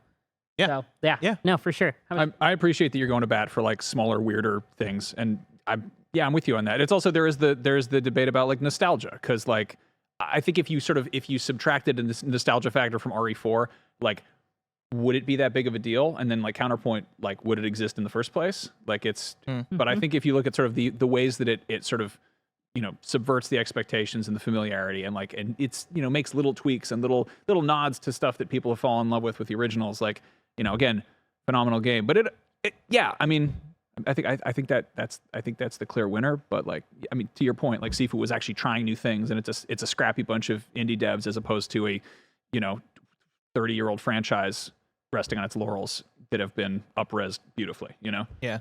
So what are the votes? I'm Sifu. Max? RE4. I'm on the Sifu side as well. I love Sifu. Okay. I had a viral clip earlier this year of me shooting targets in Resident Evil 4 because I love Resident Evil. I love Resident Evil 4. It was too easy for you. It was too easy for me. I it still haunts me though, those like that 1 or 2 shots I missed. Like I hit all the targets, but I also like whiffed 2 shots, and that keeps me up at night. But I love Resident Evil 4 Remake. I think the story's fantastic. I think everything they did about it, about upgrading it and bringing it to the modern generation was well done. But man, I think I was more obsessed with Sifu. I think I bounced after I finished Resident Evil 4, like blessing. I just didn't think about it anymore. I kind of bounced off and left it until, the only thing that got me back was when they added new stuff, and I was like, okay, I did the new stuff, and then I left. Sifu, when they released all the new stuff, I went back and I played all that stuff, and I sat there and I played it more times than I did Resident Evil 4 Remake. And yes, it's a shorter experience. It's easier to kind of run through. Well, actually, Resident Evil 4 technically is a shorter experience since you can run through it in like 2 hours. But I don't know. Sifu just did it for me. I love the combat. I love the storytelling they did with it. I love the gameplay. Can you throw a golden egg at a little boy and make him die suddenly? And Sifu is one of those games where it's like, what do I want these developers? What do I want Slow Clap to make next? Daredevil. Like, yes, exactly. I want Slow Clap to get some type of big project and just knock it out of the park with their next one. So, how about you, it Greg? comes to me then, right? Yes. Is it done or are we going forward? And what I will give you a long walk in, right? Sifu is 100% not a Greg Miller game, right? Like when you and Tim would come back talking about it, I'm like, oh, my wrists, my thumb hurts. I'm like, that sounds like no fun whatsoever. And there was the difficulty stuff in the beginning, yada, yada, yada. I, however, haven't played RE4 Remake still. It's on my PlayStation. I just have not made the time with review season the way it's been. And I'm a big horror guy. You shouldn't say that on there because Brian Altano's going to cancel. He's just not going to show up tomorrow. So what I'm going to do is I'm going to vote for RE4 to take it to the chat. That way there can be a decision made there. Because I don't feel, as somebody who doesn't like Sifu. You can also abstain and just let Sifu win, you know? No, I'm not doing that. That's not how we're doing this. We are playing this you don't have to vote. like our broken government, all right? So we will filibuster and we will do a million different things to make it happen. Oh, man. 62% for RE4, but it's all over there. As much as I love Sifu and I love chat, I have a feeling Resident Evil 4 is going to. Well, yeah, It's got the popular When you put it in vote. chat, Chat was already very worked, into though. Sifu Like, this beforehand. Oh, all There you go. right. Sifu pulls ahead with 53% Okay. of the vote, 58% of the vote. You know what? It looks like you guys have trained. Blessing, you've trained your audience well. You have you have a listen, very cultured I don't know if it's me. and developed audience. Because I try to train them and they rebel all the time. But hey, maybe. This episode is brought to you by BetterHelp. Do you ever feel like your brain is getting in its own way? I can't even count the amount of nights I lose sleep just because I can't stop thinking and my brain just won't stop talking. It turns out one great way to make those racing thoughts go away is to talk through them. Therapy gives you a great place to do that so you can get out of your negative thought cycles and find some mental and emotional peace. And it can give you the tools to find more balance in your life so you can keep supporting others without leaving yourself behind. Some of my best friends use BetterHelp and love how helpful it can be for learning positive coping skills and how to set boundaries. It empowers you to be the best version of yourself, and it isn't just for those who've experienced major trauma. If you're thinking of starting therapy, give BetterHelp a try. It's entirely online, designed to be convenient, flexible, and suited to your schedule. Just fill out a brief questionnaire to get matched with a licensed therapist and switch therapist anytime for no additional charge. You can make your brain your friend with BetterHelp. Visit betterhelp.com/kindafunny today to get 10% off your first month. That's BetterHelp, HELP.com/kindafunny. BetterHelp.com/kindafunny. Should we move on to the Yeah, next one? Let's do it. Let's do it. Also, All I'm right. just noticing that there's no Life is Strange True Colors on this list. who put this together? You know, Man, that's who put one this of those together? big ones. Yeah. All right. At least you got Ghostwire Tokyo on the list. You told me to get exclusives. You piece of trash. Ghostwire That's an Tokyo. Xbox game now. All right. Ghostwire Tokyo versus Stray. And you know, Annapurna, they weighed in on this. They, you know, I don't know if you guys They saw put up the graphics. eyes. Or they put up the cat. They put up the cat, which is, you know, very Annapurna of them. I freaking love Stray. I love, it was just a great experience. Ghostwire Tokyo, I felt I got the platinum trophy in that last year. I was another one during my my trophy sprint. I felt like I was pulling my own teeth while playing to play through that game. It wasn't a terrible game, but it wasn't Uninspired. but it wasn't enjoyable. Exactly. Uninspired is like the perfect word. Yeah. Like finger guns, cool. This is basically what it was. Thank you, Annapurna, for this tweet. Thank you. So Shuhei Yoshida with the thumbs up to it as well. Yeah, I'm not even Stray's biggest fan. I didn't think it lived up to what it could have been, but I think Stray by a mile with this. Yeah. Not even close. I'd say, is there anybody that would go Ghostwire? Okay, cool. Congratulations. congratulations to Stray. Similarly, congratulations to Sifu with 57% of the vote. I can't Sifu believe had it. more votes against RE4 than Spider-Man 2, or than God of War Ragnarok had against Spider-Man 2. That's crazy. That's insane. That's how Ghostwire has no friends. You're pays correct. to be here live. You are correct. All right. Final matchup in Triangle. Final Fantasy VII Remake Intergrade versus Deathloop. Ooh. That is an easy, for me, Final Fantasy VII Remake Intergrade, hands down. Deathloop, very cool, very creative, but got old very quickly, especially once you finish the campaign. Did you platinum that one? I did not. I played that one on PC. So Oh, okay. yeah. So I had, that was one of those ones. Really enjoyed Deathloop. There's no taking away. I'm gonna vote Final Fantasy on this one as well. But it was like I might come back and platinum this. And then the further I got from like I don't really want to do it. I don't really want to go back for that. yeah, it was one of those things. I got to the earlier access on PC, and so I played it through it there, and I was like, cool. I was like, maybe I'll play platinum this one when I get it on PlayStation because my partner wants to play it. And I got it on PlayStation, and then I haven't booted it up. Sure. So, whereas Remake Intergrade, I've got like, I don't know, 150 hours playing through that dang game two or three times. Oh, yeah.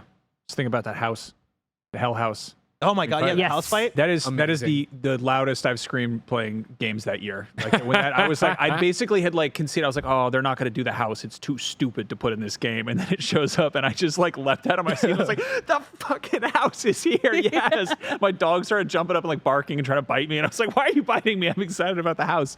No, that was amazing. Yeah, Deathloop. I don't know. It was weird how that kind of fell out of conversation. Like, right? It was. I mean.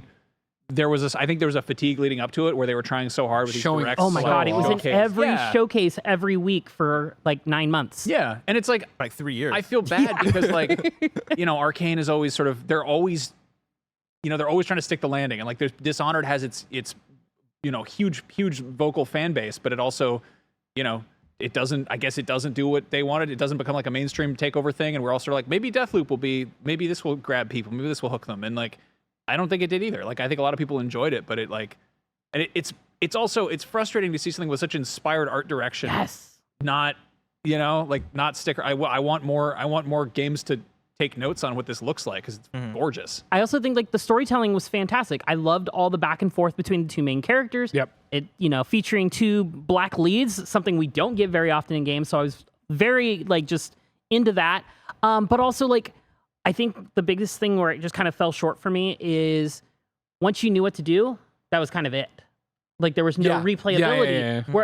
Where they were selling this game on the idea of replayability because like you're going through this loop so many times, but there wasn't a way for that loop to kind of shift, kind of like to where you have to do different things. What I liked about it is also, I think what hurts its longevity, it was that it wasn't linear, but it was linear. Where like the thing told you what to go do, so you went and did it, and then the idea of coming back to do the other thing, no. Yeah. I'm also gonna go FF7. I am a Deathloop defender, even though I'm right there with you in terms of like I think my one complaint with Deathloop would be that the design of it was a bit messy, just in terms of it wanting to be this loop game where you're figuring out what to do Hitman style, but ultimately the game tells you what to do, right? And like in Hitman, for example, that's like an additional option you have of, hey, here are these bespoke stories. You want to see what to do, and like you do that, right? But also Hitman takes its foot off the pedal and lets you do whatever you want. I wish there was a version of Deathloop that had that additional layer of, okay, now let me do this the way I want to do this and find different ways to solve the grand puzzle. Yeah. I think that's missing from it, but I think the gameplay, the style of it, the music, the acting, the the story, all that stuff for me worked. It's a shame that it couldn't work on a bigger scale, right? But maybe that's just what Arcane is doomed to live, right? Like all their games have this level of quality where it's like, man, y'all know how to make a video game, but if only people appreciated these video games, I don't know if people are going to on that mass scale. And you don't fight a house at any point in that game. That's true. A giant house doesn't show up for you to fight it. Gotta have that house. There's the house. Look Hell at the House. house. Ah! Yeah. Good old Hell House. The stupidest thing. It's the. Why would you fight why would there be a house? Why would it be an enemy? It doesn't make any sense. Didn't make sense in 1997. Doesn't make sense now. They put it in there. I love it. Possessed. Thank you for coming to my house, Hell House. All right, Max, you're up. Okay. All right.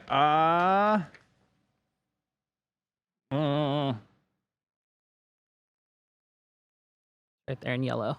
Square. It is. All right. FF16 versus Disco Elysium, the final cut. Oh. Final Fantasy 16, Disco Elysium sucks, and I'm saying it right now. Boring reading game. No, thank you. Like I said at the top of this, I love pretentious narrative games. I am going Disco Elysium, the final cut, even though Final Fantasy 16, absolutely excellent, absolutely great story, and like there's so much love we can throw at Final Fantasy 16. But for me, Disco Elysium is like one of the best written and one of the most written video games I've ever played in my life. And like Overwritten. You don't like hockey games, you're not gonna like the Final Fantasy series. yeah, right. Gotta learn how to count with Roman numerals. It's nonsense. But yeah, like I think that game just does such smart things with how it goes about like stats and making each of your stats kind of have its own voice and like talk to you and like it's such a weird game and such a different game. And again, I think it's one that is one of a kind. And I hope we see more Disco Elysium. Reports make me worried about that, but like, it's what I want to see more of. Final Fantasy 16 for me is like another great Final Fantasy with, great combat and like Game of Thrones style intrigue and all this stuff, right? But I don't know if 16 is even my favorite Final Fantasy game, whereas Disco Elysium I would put up there as like one of my favorite CRPGs and maybe even RPGs, and so that's my vote. I'm Final Fantasy 16. We got the sexiest version of Sid that we've ever gotten. Like just the best. That was the best version sexy, of Sid. Sexy Sid. But also like the scale that they went to with Final Fantasy 16, the soundtrack, the score, everything about it was just fantastic. Yes, the combat was, I would say, simplified at a base level, but if you really kind of spent some time, and I'll make this reason, I'll use this reasoning again in a later matchup. But if you really spend some time with that with their combat system, you can really pull off some really cool, nifty, almost Devil May Cry style combat stuff. It's nowhere near on the level of Devil May Cry. Despite having the combat director work on this one, but it's still very good, and it felt just. I was like hooked the whole time playing through this game, start to finish. It was like, I don't want to play anything else. And there was a lot of stuff out during the time of Final Fantasy 16's launch. There was a bunch of other things that were out that I was like, oh, I should be playing this. But I want to play Final Fantasy 16 because Sid and Torgal. Despite them not doing the greatest job with their female characters. Yeah. I still give it to Final Fantasy 16. Maxi? Disco. Oh. Easy. Sorry. No, please. No, it's just that's it. I don't know. Disco's cool. I just felt sad the whole time I was playing that game. I feel that way Oh, yeah. anyway. So And Disco Elysium will have you dying in the most like insane ways. Like you'll trip over a rock and you'll die. yeah. Like Your what character's is so it? depressed. You have to like take your necktie down from the ceiling fan literally in the first scene of the game, and if you fail at that, you can like you stand up too fast and have a heart attack and die, and it's just like game over, and you're like, what? Like you failed a roll. Like that's how it is. I don't know that. Yeah. It's Final Fantasy 16. It's another Final Fantasy. It's very good Final Fantasy, gorgeous Final Fantasy. But Game of Thrones, Final Fantasy. yeah, fighting beat 'em up Game of Thrones. It's yeah. Also, it's really weird that this is the generation, or this is the time period we got. Yakuza, historically beat 'em up game, went turn-based, and Final Fantasy, historically turn-based Through the game. looking glass. What's going on over there? That's bizarre. Everybody likes everybody else's stuff, and they want to make that. Grass is greener. All right, so are we tied there? We are tied, and All right, right now it let's is go to up the chat. in the chat. It is 50-50. 50-50 between Disco and Final Fantasy 16. It is going back. We and should forth. probably shout out that there's a nice little charity bundle, a Humble Bundle that has Disco Elysium in it. Oh. There sure Where can is people over find at that? Humble Bundle. Well, of course, let me give you the actual information right off the top of my head. If you want to support Extra Life further, you can grab a bunch of awesome games along the way. Be sure to check out the IGN Editor's Choice Bundle live now at humblebundle.com. It runs until November 22nd. It includes Disco Elysium, which could move on here, so the final cut, Spiritfarer Farewell Edition, The Forgotten City, plus you get $10 off almost anything in the IGN store. You get 3 months of IGN Plus for free, and it's over $204 in value. Yes, $204.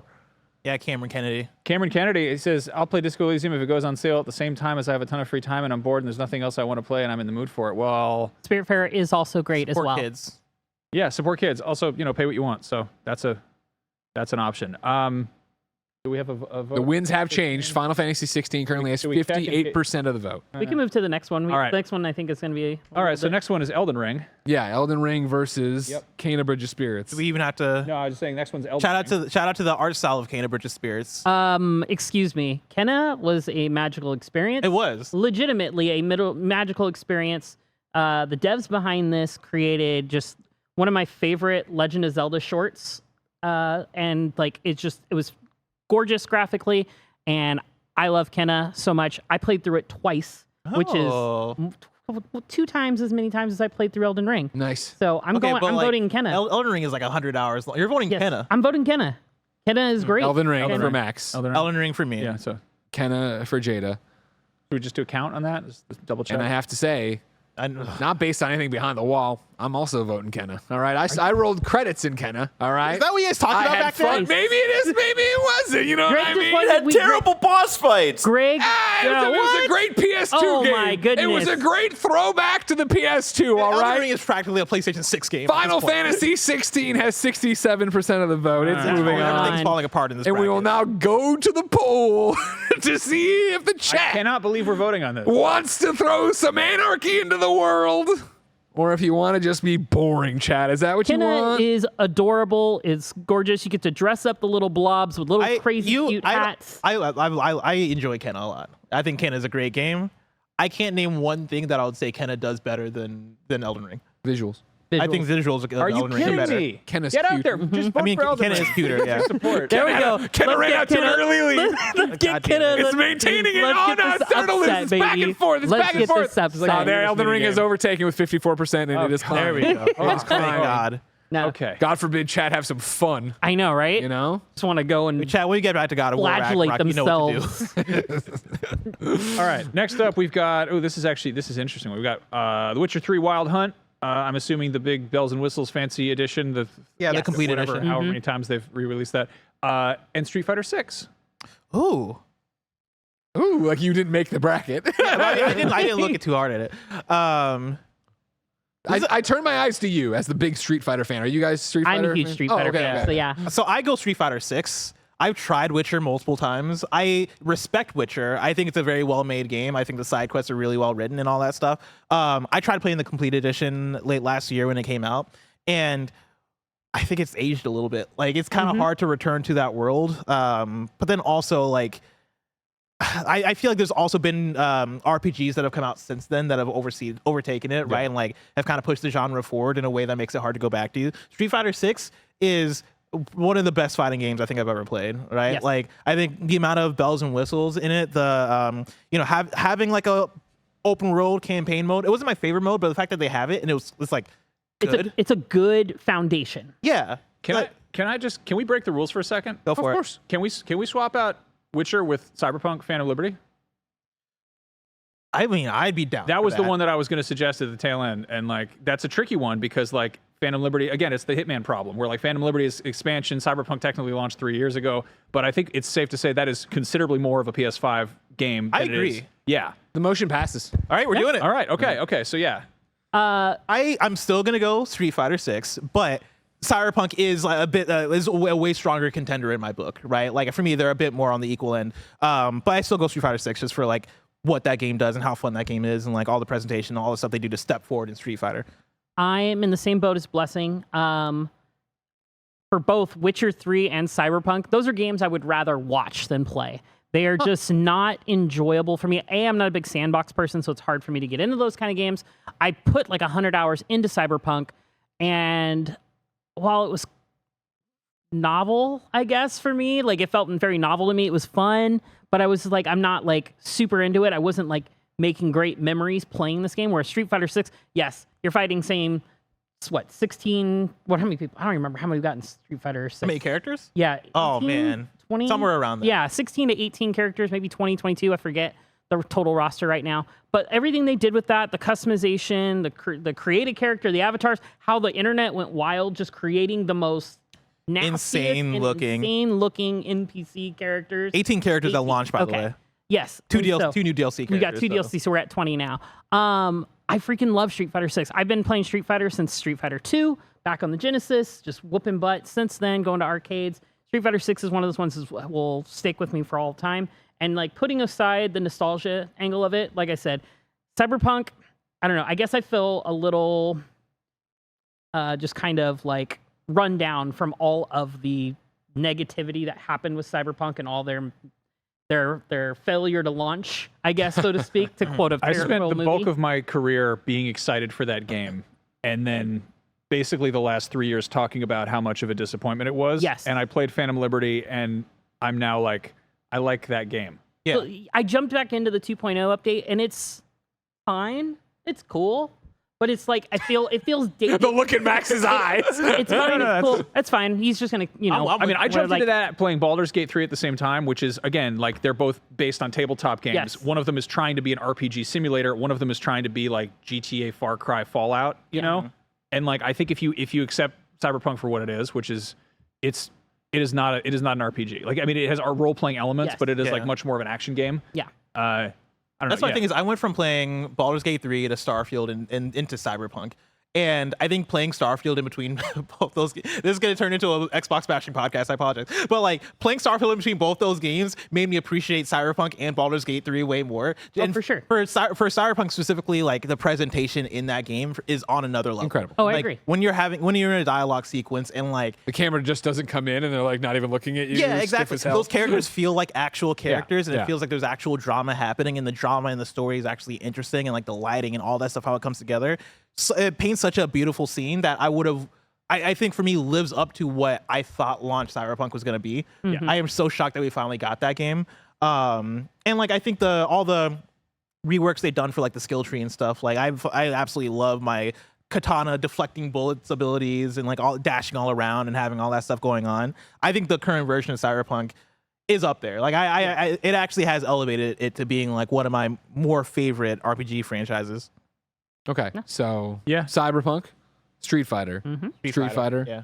I'm with Max. I would pick Cyberpunk in this face-off. So which means right. we are going to go to the All poll. right. And again, it is preferences, right? Where Yes. I platinumed Cyberpunk originally. Phantom Liberty didn't set my world on fire, but out of I 5. enjoyed that. 3 out of 5. That's right. Yeah. That I love, like a 3 out of 5. It was, but it was okay. It was good. I enjoyed it. Like and I think if anything, it would just be I think one of my problems with it is I played so much Cyberpunk to begin with. To platinum that, I had seen so much of it, then jump into Phantom Liberty. It was like, yes, it looks prettier, and yes, this, but I'm still very much like, whatever. It's also weird because if you played it at launch, you played a PS4 game. Yeah. and it wasn't great in that form. And fast forward, it's now a PS5 game. Yeah. Finally. Yeah. And it's really good. And it should have always been a PS5 game. You know, so it's odd. Anyway, Who won Kenna versus Elden Ring? Elden Ring did win with 60% of the vote. 40% wanted it was down to clown. Chat. Thank you. You know what I mean? Right now, it's Cyberpunk has 80% of the vote right now over Street Fighter 6. Yeah, I'm not. Play more surprised fighting by that. games. You guys really should. Or make less fighting games. So here's the thing about Street They Fighter. already make so when few. when they announce a new Street Fighter, that's awesome, but it's like they announced a new guitar. I don't play the guitar. I would love to learn to play the guitar. I think people We who can play the teach you. guitar are awesome. It takes a while. So like they announced a Everything new takes- guitar. all new skills take a while. That's true, but again, like it's like it is a different from like, oh, here's like an exciting new world to jump into. And like I appreciate that Capcom has made the effort to be like, oh, it's like World Tour mode. You can go run around and fight old ladies and chickens or whatever you fight in the streets. Like I do that in Yakuza. I don't Exactly. Even, Yeah. I mean, it's just it's hard to again. It's got to be really hard for them to attract new Street Fighter players. For sure. And Oh, it's, yeah. You know, This always is gonna the be most case. commanding lead of the day, so I'm calling it early. Cyberpunk with 79% of the vote Oh. has advanced to break Blessing's heart with a Grow game he up. loves. A game Get he it loves. together, One of his chat. top RPGs of all time, he says. All right. Next up, this is a interesting matchup. We've got It Takes Two and Forspoken. Forspoken, baby. Get the hell I outta am here. calling Get it. the hell outta here. Forspoken. I fucking love that game. I apologize. There's Is this another a time joke? code. Is this real? No, this is real. This is a bit. This is legit. I love Forspoken. Yes, the story was probably not the greatest story Square Enix has ever told. Yeah. Probably down there on the lower list. But the gameplay, the moment-to-moment gameplay, the mixing of 40 different spells all at your fingertips at any given time that you can mix and match into different combos that most people probably won't find because they're like, oh, this one works, I can just do this one. But if you mix and match, it's Why would I unrivaled. mix and match? Huh? Why would I mix and match? I had the ones that worked. The game didn't encourage me to do anything else. You're not playing on the hardest difficulty, and that's part of the reason, I That's think. right, Greg. Got Grow it, up. Greg. Got it. Yes. So, Blessing, can I see you behind the wall? so, for those of you who have not played Forspoken but were intrigued by the idea of Don't it, watch my review. Don't. if you were interested or intrigued by it, play the game on the hardest difficulty, then go into your accessibility option and tweak the difficulty up to where you take more damage from enemies, because then you die in 2 shots. So then it becomes Sounds this like a great whole... time. It does. If you're a fan of like Souls games, you'll probably be right at home with this type of thing. If you didn't think Starfield was great, just downloaded 300 mods and it's amazing. Right? You know what I mean? Take the brakes off your car. It goes way faster. I'm shocked we're here. I didn't think that. I thought we were on. I already wrote it. It takes 2, right? Max, are you on this? I for sure. So I got a curveball here. I didn't play It Takes Two, and I was like, "Ooh, wow, that's a major blind spot." I looked it up. My daughter was 2 weeks old. Oh, yeah, sure. So playing a co-op game with the only person around who was either a 2-week-old baby or my wife who just had a 2-week-old baby didn't really happen. So Sure. I'm going to throw my vote to the chat. Let them figure it out. Okay. I mean, I'm going It Takes Two for the record. so Okay. Yeah. So then it's Well, if- another I don't know, chat. Greg, if you're going if the for chat Forspoken. forces it, we can then phone a friend. We'll figure out who to call. I'm at Stake 2. You're at Stake 2. Takes two. Forspoken, then we need another vote. One of my hot takes is Forspoken is the better combat game that Square Enix released this year. I love Final Fantasy 16's combat, but I think Forspoken's is better. Didn't you go Final Fantasy 16 I did. over Disco Elysium just now? I did, yes.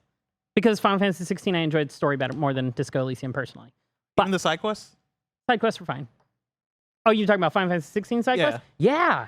You got to get Wait. yeah. See, you got to get deeper into the Final Fantasy 16 side quests because it's. Well, one of I those know things- toward the yes. end they get really good. Well, it's because they build upon each other, and so that's something I appreciated seeing how this NPC started, and then how they ended. I like seeing that trajectory. Chat is going It Takes Two. Oh, I'm not surprised by that. That's totally fine. I know I'm in the minority for this one. I but appreciate how, the fire you had for the passion you had for it. I appreciate. freaking Did you do the love- DLC?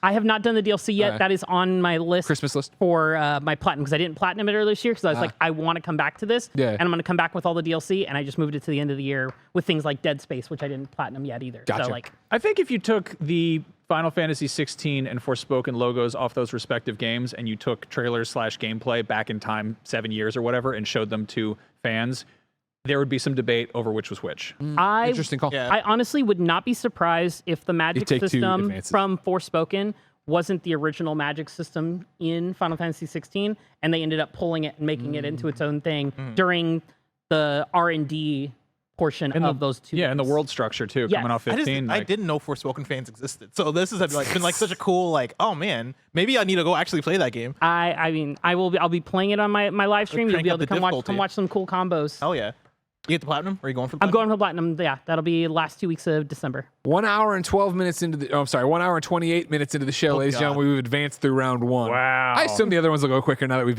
right. explained what we feel about games. But to brief you, the circle bracket now has Astro's Playroom versus God of War Ragnarok, Ratchet versus Returnal, Miles versus Tilu 1, Demon Souls versus Horizon. I actually jumped into cross there. Sorry. Triangle is Baldur's Gate 3 versus Sifu, Stray versus Final Fantasy 7, Square is Final Fantasy 16 versus Elden Ring, Cyberpunk versus It Takes Two.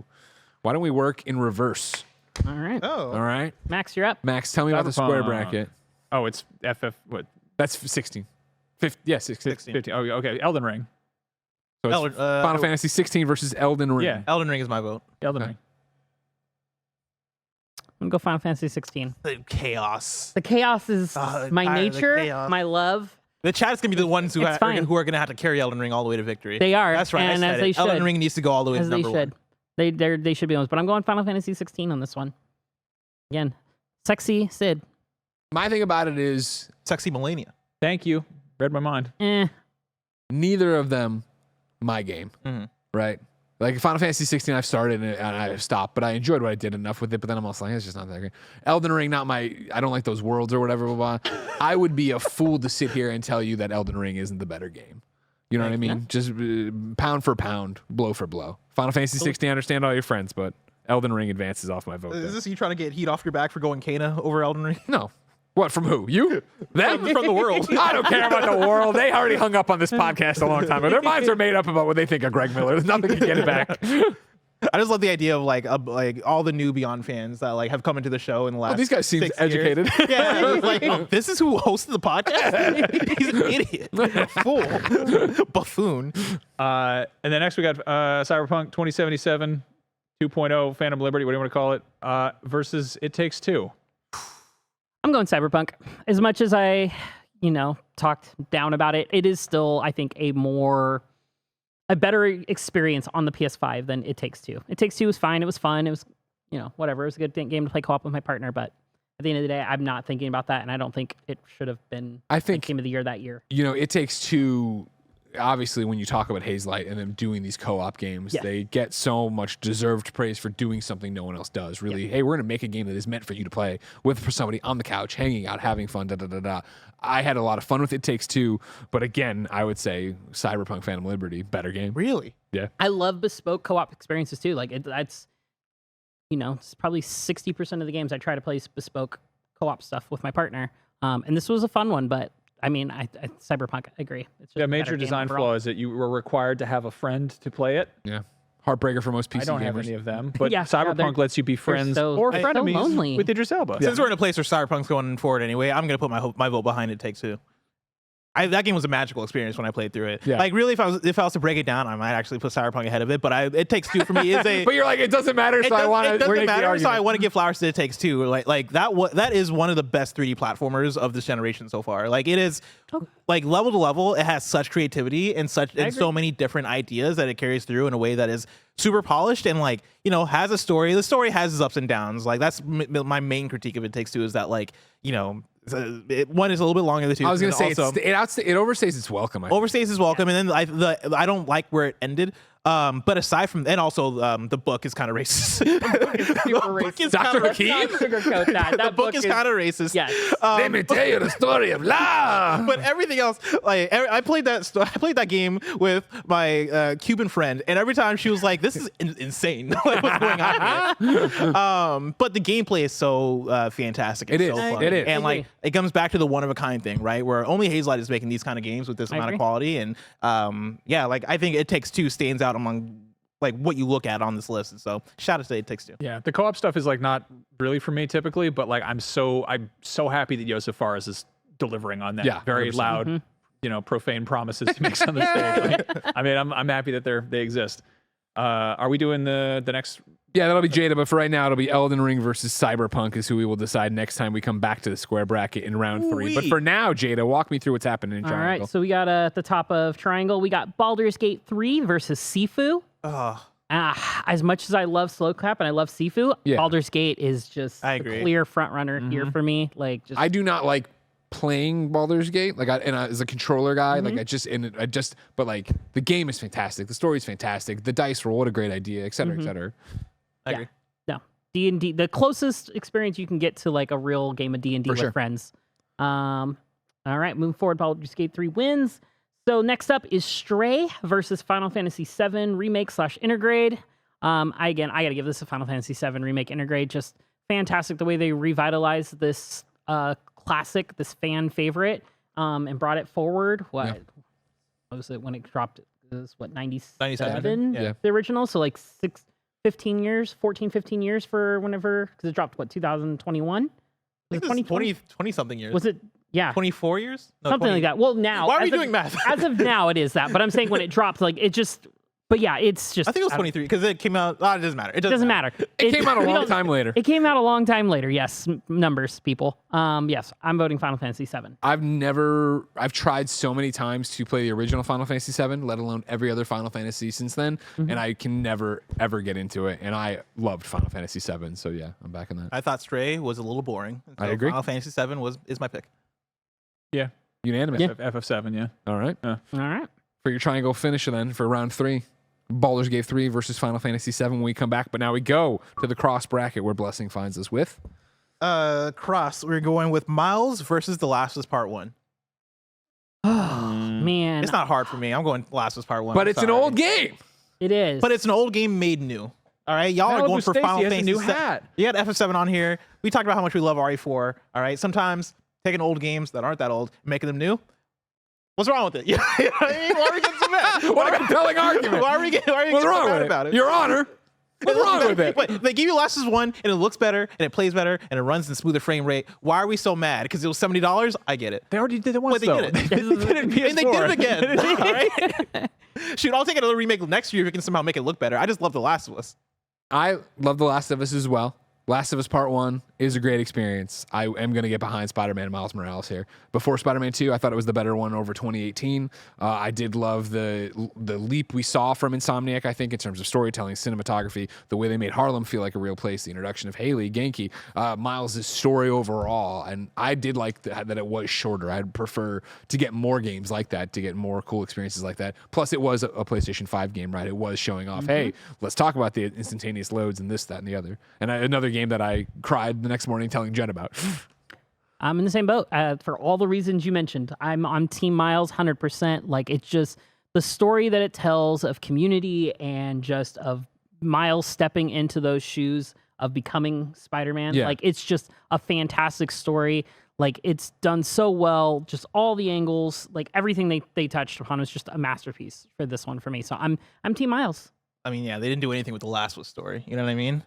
They did nothing at all. Just a story that's not worth remembering. Look, it's not at all. A story about community. Definitely didn't get Joel a TV found show. a new community and practically a new daughter. Didn't get a TV show or nothing like that. Some respect on Joel's name. No, I Max, love are we going to the chat? Where are you in it? No, No. Miles across the board. I was trying to think, like, a lot of it is, also time and place, and like I feel like had Last of Us Part 1, I guess it was already out when the show premiered. Yeah. Yeah. Like, I mean, the It was most like the most like a interesting couple- remaster of The Last of Us we've got in the past couple of years or this generation is the HBO show. Like, with all due respect to the game, which looks great, and I think it's there's a weird disparity between how it looks and how it plays, because it still feels a little bit at times like Sure, a PS3 game. a little Yeah. archaic, yeah. Yeah, Miles is phenomenal. It does that thing that those what do you call it? Expandalones? Sounds like a weird, like a trapper keeper or underpants or something. Like, I don't but yeah, like that refines everything that was great about the first Spider-Man. I also really, really loved that it was it was set at Christmas time in New York. It had that sort of magic to it. And it was like was it day one on PS5? Yeah. Yeah. Like, that felt wonderful. That just felt like a special treat. And I think it was just a very special experience top to bottom. So yeah, Miles by Miles. Yeah. I love Last of Us, but man, it's just, again, it's, I don't know. I can't. Next I up, love them both, but Miles. Miles goes forward. Next up, we got Demon Souls versus Horizon Forbidden West. Forbidden West. Forbidden West. This is tugs on both my heartstrings. I love the art direction. I love the story of Horizon Forbidden West. I love the gameplay of Demon's Souls. It was my first Souls game back on the PS3. So getting to come back and see it in this its full form, its final form, like it was magical. And that was also day one on the PS5. But I'm Horizon Forbidden West. What did I just say about The Last of Us feeling like a PS3 game on PS5 graphics? I didn't even like Forbidden West, but I think it's arguably a more. It's tough. It's really tough because Demon's Souls is so good, and it was there the day one. It was like the biggest launch game in terms of the number of huge spiders in it. It's a moot point. It doesn't matter. Yeah. I'm gonna vote for Demon's Souls. Just have the record show that I say that. Good. Okay. Keep it on record. You have all the Souls fans there for you. I like that. All right. That's it for Cross. Next up, we're going to have it be Miles versus Horizon, but we'll get there later. To bring you back to the circle bracket, we have Astro's Playroom versus God of War Ragnarok. We have the opportunity to do the funniest thing of all time right now. You know? Just send Astro through to the finals. Astro, let him look that little guy out there. Like, think about how great that would be if we did that. But God of War Ragnarok is an amazing game. I mean, yeah. It is a PlayStation 4 game as well. You never got a PSP in it, though. But like, if we're gonna judge by that, then we shouldn't have had PS4 games on this list. Hey, man. We're just having a conversation, aren't I'm we? just saying. We're just at the voting booth, aren't we? We're just campaigning. We're just talking. We're just feeling it out. It's on the bracket, you know? Astro. I'm Ragnarok. I'm Ragnarok. Come on. Oh man, I really want to say Astro, but I have to say Ragnarok. Like Astro's I'm ready for Astro 2 to come out and then sweep next year's bracket. I want to see the rest of Astro's house. I want to see Astro's bathroom. I want to see Astro's bedroom. I want to see Astro's kitchen. I want more sequels of this series, but we're not going to get it. Once we get that full-fledged Astro game, I think I would go whatever that game is over Ragnarok. Like just the 2 to 3 hours of Astro's Playroom is some of the most fun I've had in a platformer, probably ever. Okay. God of War Ragnarok advances. Rest in peace, Astro. The next matchup here in Circle, and your final matchup of round 2 is Ratchet and Clank Rift Apart versus Returnal. This is 2021, the sequel. Man, yeah, no, seriously. Yeah. It literally is. I throw it behind Ratchet. Again, this is into that weird thing of like we're making a bracket and talking about all these different things and how if I was just like to anyone, any day, which game should you play? I think Returnal's awesome and has so many, and we've already talked how much we love Returnal and Housemarque, but I think Ratchet just appeals to more people. I think that's a more approachable game. I think that's more of a good time in some ways. I go for it. No, I was gonna say I think I agree with Greg. I think it's got more staying power. I think Ratchet as a brand and everything that it does and the narrative notes that it's managed to hit over the last 2 decades of games. And the fact that they're still elevating it, and they elevated it so far in Rift Apart, like it's just, it's Rift Apart for me as well. And I hate to say it because I love Returnal. So yeah, I think for me, I'm gonna go Returnal. Mm-hmm. Yeah, like it's a tough thing because I think both of them are super quality games, obviously. But for me, when I think about the games that stick with me more, it is what are the games that are trying more special things? What are the games that are trying to create something new, right? Break the mold and like find more ways for different genres and stuff to feed in, right? And like I said earlier, that you don't have that many big AAA third person action roguelikes. Like it's such a unique game in the space, especially for a PlayStation Studios game, right? Like the big complaint that sometimes we have with PlayStation Studios is that, oh man, everything is this narrative third person action game. Granted, Returnal is that, but it's also roguelike. It's also super fast paced. It's also an arcade experience, and Housemarque finding their flow and finding what AAA looks like to them and doing that in a way that really works for who Housemarque is. Sure. It's also just a visual delight, getting to that second world and seeing the tentacle creatures flying around. Yeah. Oh, God, I love it so much. And Returnal, I just had more fun with Returnal than Ratchet, and so. Max?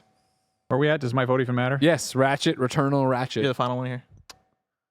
Ratchet. Yeah. No, it's like that. I feel like it's just, we've said it a bunch, but that is showing what a 20-year-old flagship PlayStation franchise looks like on a new piece of hardware. We're celebrating the best PS5 games. I think that's really, I don't know, there's a sort of, it's sort of a test drive aspect to it. It's also just a phenomenal game. Like, I don't know. I mean, I don't know. The technology that we're praising, Spider-Man 2 for, a lot of it was pioneered in Ratchet and Clank Rift Apart. So, agreed. So then we will stay in Circle for your third round matchup. Yeah, third round matchup. God of War Ragnarok versus Ratchet. I'm sorry, Ratchet. I'm voting God of War as well. Yeah. Even though we've used the argument so many times, well, it's also on PlayStation 4. I mean, Bill's Returnal, maybe, but it's Ratchet, and so I'm sorry. Yeah, I mean, I love Ratchet, but Ragnarok is just it's my pick as well. Like it's just there's just something about Ragnarok's story and the gameplay and everything, how it blended so perfectly and just affected me on so many levels. You got to ride a yak too. That was pretty good. Yeah, yak riding. Yeah, no, Ragnarok. All right, unanimously. If like at one point in the game, Ratchet turned to Clank and was like, "What is love if not grief persevering?" Then maybe I'd go Ratchet. Also, I do know that's the WandaVision quote, right? Yes. I can never remember the God of War one. It's to grieve deeply is to have loved fully. Yep. God of War Ragnarok is our first game to move into the final 4 of the best PlayStation 5 game bracket. We now go back to Cross. Where we have Miles versus Horizon. No, please, your bracket. Here's my thing with Miles. Here's my thing. And I come back to this every single time we talk about Miles, right? I like the idea of the expand alone. I want to see more of it attempted. You just don't believe they're real games. I just don't think Miles' story lived up to what that game should have been, right? Like, I think because of how short the story was, they did not develop those characters in a way, specifically the villains, in a way that made it a worthwhile story, right? That's why I still go to Spider-Man 2 and Spider-Man 1 as being the ones I prefer a bit more, because you had a bit more time to sit with the characters. You had a bit more time with developing the stories and developing where we were going. Troy Baker plays a character whose name I can never remember in this game. Topher Grace. This guy right here. Topher Grace, yeah. Yeah, he played Topher. Troy Baker. Troy Baker played Topher Grace. He plays Topher Grace, and I'm like, why is he even here? Like, who is this guy? What purpose does he serve to the story? Does he make this more interesting? I thought they did the Tinkerer a little bit better, but even still with the Tinkerer story, there are things that for me did not live up to building like a story that has a satisfying ending, that has these satisfying relationship stuff. Like, I think they start to do it, and it loses me a little bit. That said, Horizon Forbidden West, perfect story. You know what I mean? Like, not one wrong thing. That's not at all. Just gee whiz, you're done with this, but there's that thing. Who are those people from space? What are they doing here? This is it. Now you go to Vegas in Horizon, so Horizon is my vote. I think it's a great argument between two very different types of games. I vote Miles, and I think because I enjoyed Miles, I agree that bad guy's totally forgettable, but I also don't think that was the point. The point was Miles, Harlem, his community, his family, people finding out that he was Spider-Man, protecting him, Tinker, yet a Prowler.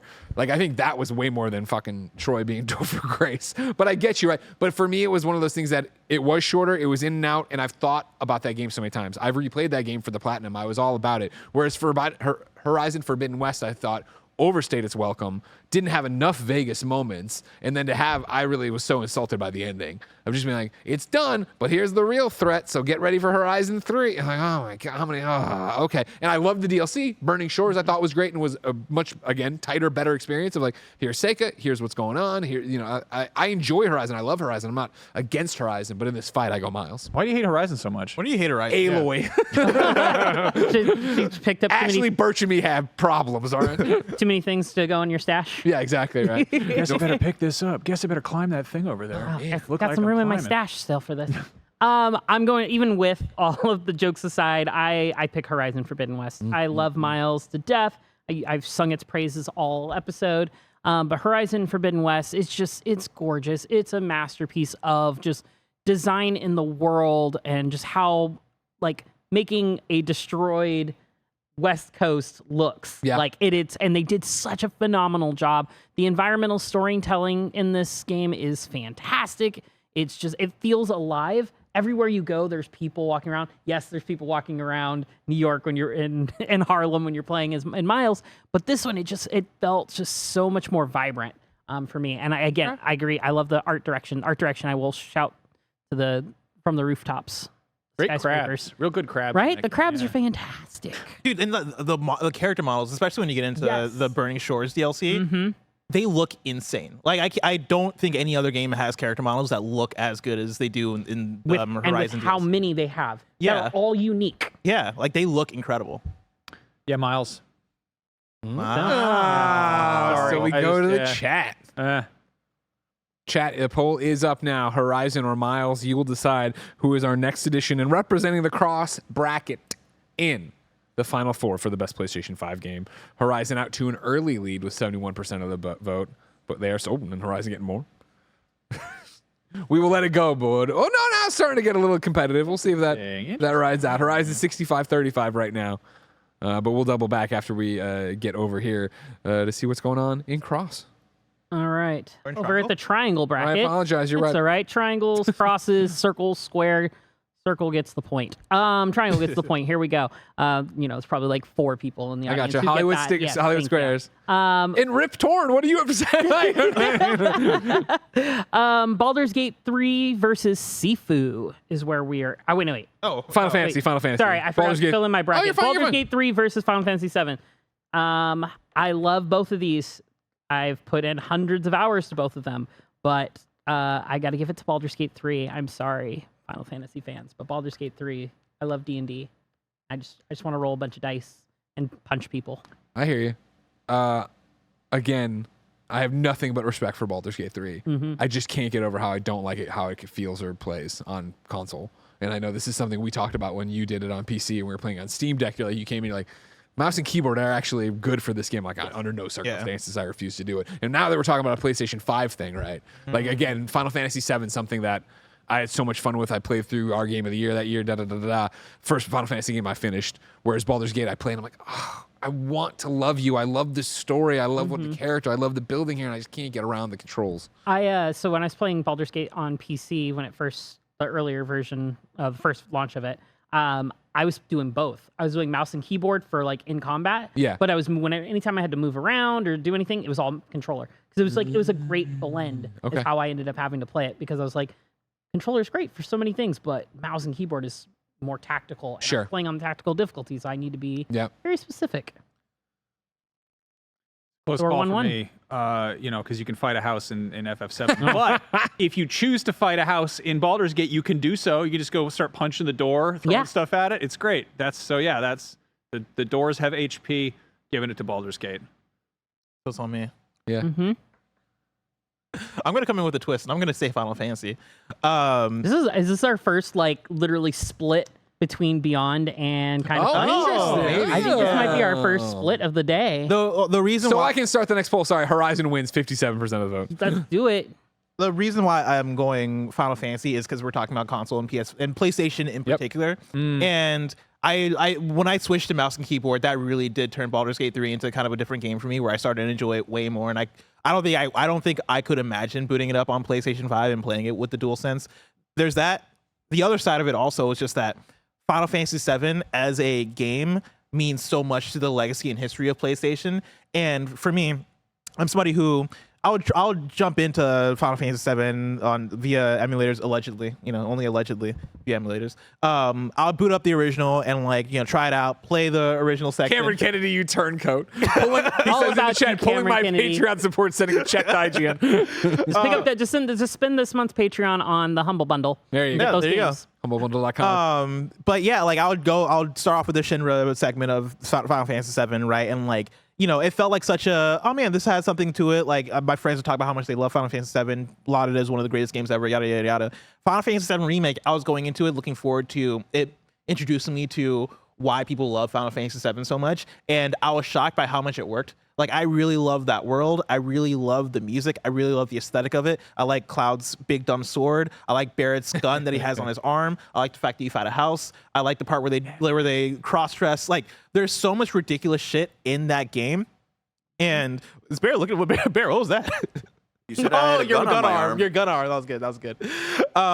But there's so much dumb stuff in that game, and it all did a really good job of introducing me to the lore that I always hear about. And I got to experience it firsthand, and it felt just as magical as the way people describe it. And it's wild because I know I'm only playing the first third of that story, but when I get to the scene where the plate's falling and all that stuff, right?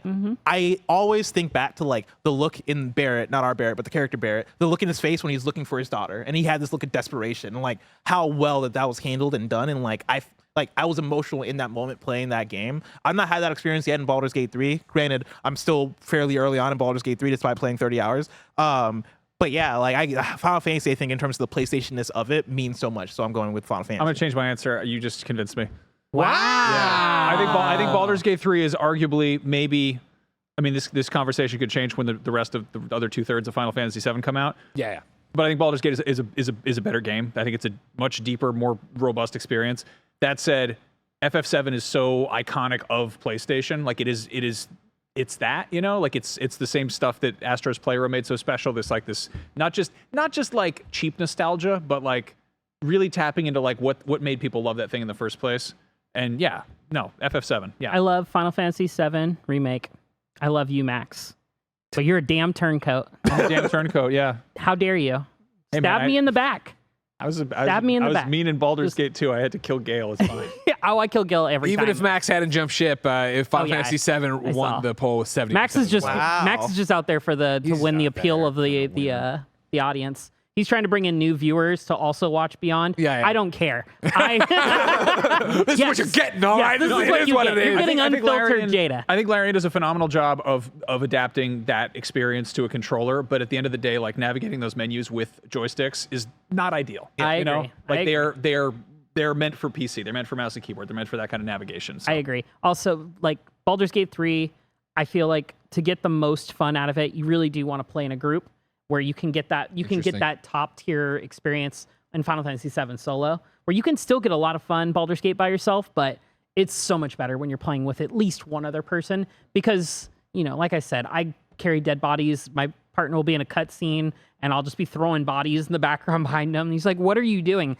Don't worry about it. Don't worry about what I'm doing over there, okay?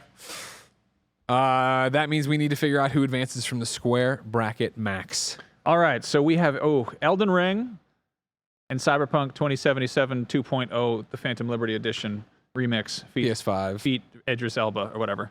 God, Idris Elba, I love him so much. He looks so good in that game. He looks So good. fantastic. Yeah, so crazy. I'm Go ahead. gonna say Elden Ring. I like that. Yeah, I'm Elden Ring too. I'm also Elden Ring. Like, as much as I'd love to have an upset and send Cyberpunk in, it's Elden Ring. It's just a better game. That's the first time I think I voted for Elden Ring all day today. Proud of you. Yeah, you know. I would have gone for Cyberpunk. I guess I still am, but it doesn't matter. I know. But just because of, come on, Elden Ring. Bleh. How much time we got You left in the switched show? every round about like last round you said Elden Ring was what was the game it went up against? Final Fantasy 16. You're like Elden Ring is undoubtedly the better game. Than Oh, Final I Fantasy didn't say it wasn't the better. Yeah, I'm just saying like what I'd want to play and how I would play the bracket today, all right? 16. What are you planning? Shut up. Ladies and gentlemen, your final four looks like this for the best PlayStation 5 game. On one side, God of War Ragnarok versus Horizon Forbidden West. On the other, Final Fantasy VII versus Elden Ring. Let's get into it. God of War Ragnarok versus Horizon Forbidden West. I mean, for me, with a bullet, God of War Ragnarok. Yeah, I'm also going God of War Ragnarok. Yeah. Ragnarok, yeah. All right. Ragnarok's Wow. going in. Yeah, we're sending Ragnarok to the files. Thanks for coming, Aloy. We'll get you a nice parting gift. She's like, to Horizon's credit, it is so hard to break in to and become the favorite child of the Sony franchises. She's doing Yeah, we had Aloy facing off against Kratos and Spider-Man. yeah, like she's doing amazing. She's doing great. She's Yeah. doing great. It's like yes, she's losing here in the semifinals, but like let's be real, like she's killing it. I like that we really turned this into like sports commentary. Like it's just really showing her stuff out there on the court, doing a great job. All made up computer people. Ragnarok. Okay. I think for me, as a quick comparison, I think Ragnarok had a little bit less of the characters spoiling the puzzle solutions than Horizon. Both of them do Except it. that Atreus just walks over and stares at things Yeah. and needs you to throw Like axes both at. games do it, but I feel like God of War might have balanced it a bit better. Cool. God of War advances to the finals, ladies and gentlemen. But will it face Final Fantasy VII or Elden Ring? We decide now. FF7 baby. Elden Ring. Hell House, Max. You were just swayed. Oh, Elden Ring. Like the Elden big Ring. old Are you kidding me? dragon. Elden Big old Ring. You were dra- just dragon. swayed. You were swayed once before. Be swayed again. No. We'll go to the chat because I'm going to pick Final Fantasy VII No. as it was the one I finished and enjoyed versus one that I said, get out of here. Chat, let me remind you that we had a God of Ragnarok Elden Ring face-off already. I know, right? Like- we just have a like- game of the year from last year. Let's not repeat that. Let's give another. Poll is 2022 open. is one Final of the Fantasy greatest VII years. versus Elden Ring. Oh. Wow. Let's- Strong happening? start for Final Fantasy VII. Of course, a PlayStation cornerstone. That's weird. You'd think the Final FromSoft Fantasy kids would have VII. better reflexes, but I guess. Playing on PC for too long just weakened them. Final Fantasy VII with a commanding lead with most of the votes in it would look like 71% right Wow, now. I am shocked. This is what happens when I give too good of an argument. I didn't want to sway against Elden Ring. They used you against you. Yeah, it's your own worst enemy. 69%. Nice. Like all of Party Nice. says, FF is 72. This is going PlayStation. up now. Elden Ring is for PC dorks. That's not true. DG Mayer says Final Fantasy VII is a PlayStation 5 centric game, whereas Elden Ring is a multi-platform game. I Smiley respect emoji. that. It's honestly like Final Fantasy VII like feels right, but like Elden Ring, it rules. It's a sick game. It's awesome. There's all sorts of good stuff in there. You know? My theory is that the God of War Ragnarok fans are voting for Final Fantasy VII because they know if Elden Ring went to the finals, Elden Ring's stomping God of War Ragnarok. That's how it went on our game of the year last year. Well, that's our game of the year. We're dum-dums. Yeah, that's a commanding lead. I'm calling it. Final Fantasy VII advances with 70% of the Let's vote. go. Your finals are now God of War Ragnarok versus Final Fantasy VII. Ooh. Yeah, we could have been having this showdown like 15 years ago, huh? Yeah, right. I'm picking God of War. I mean, don't get me wrong. I loved Final Fantasy VII. Like I said, all the things I've said about it. Ragnarok is, I think, head and shoulders a better game, more of the gaming experience I want, more emotional, better characters, the combat, just across the board. I think it's a better game. Max? We'll go with FF7. Yeah. Okay. All right. Back to the kind of funny side. Bless. Oh, man. I'm going to go with FF7. Yeah. For all the reasons I mentioned earlier. I know God of War also is a storied legacy PlayStation franchise and all that stuff, but to Greg's point of God of War being like the gaming experience you look forward to, right? I think Final Fantasy VII for me is more the gaming experience I look forward to. Okay. Man, this is tough. So I'm the clinch. You could do it, yeah. You could give it. I decided. Look, you can fight a house like in that game. the Hell House. Yeah, Don't you want to play that game? You can't do that in God of War. God of War, you do get to go inside of a house that's on a turtle's back, though. That is a really cool moment. That is a very cool moment. Actually, that was more in 2018, but you do get to do it again in Ragnarok. Spoilers. Just kidding. Oh man, I love both of these games. I don't know if I should have this power. I don't know if You can say God of War. That breaks it in half. We send it to the people. I think I have to do that. All right. But also, I have a feeling they're going to vote God of War. Who in the chat's bought the Did Humble you think? Bundle Hold yet? on, but for a real timeout, Yeah. did you think they were going to vote Final Fantasy over Elden Ring? Because I didn't. I didn't actually. Yeah, right. I didn't. These kids are wild cards on Patreon. You don't know They what they're are. going to do. You sending it to How them? did they vote Final Fantasy? I don't know Here's how the that thing. You throw it to them, it's not our fault. But also, the listeners are listening for our opinions. They're That listening is for us. true. They want to hear what we have to say. Don't let them leave it up to the audience. I love Final Fantasy VII with all my heart. I agree with your guys' points of saying that Ragnarok is the better kind of like combat experience that you want out of a full-fledged game.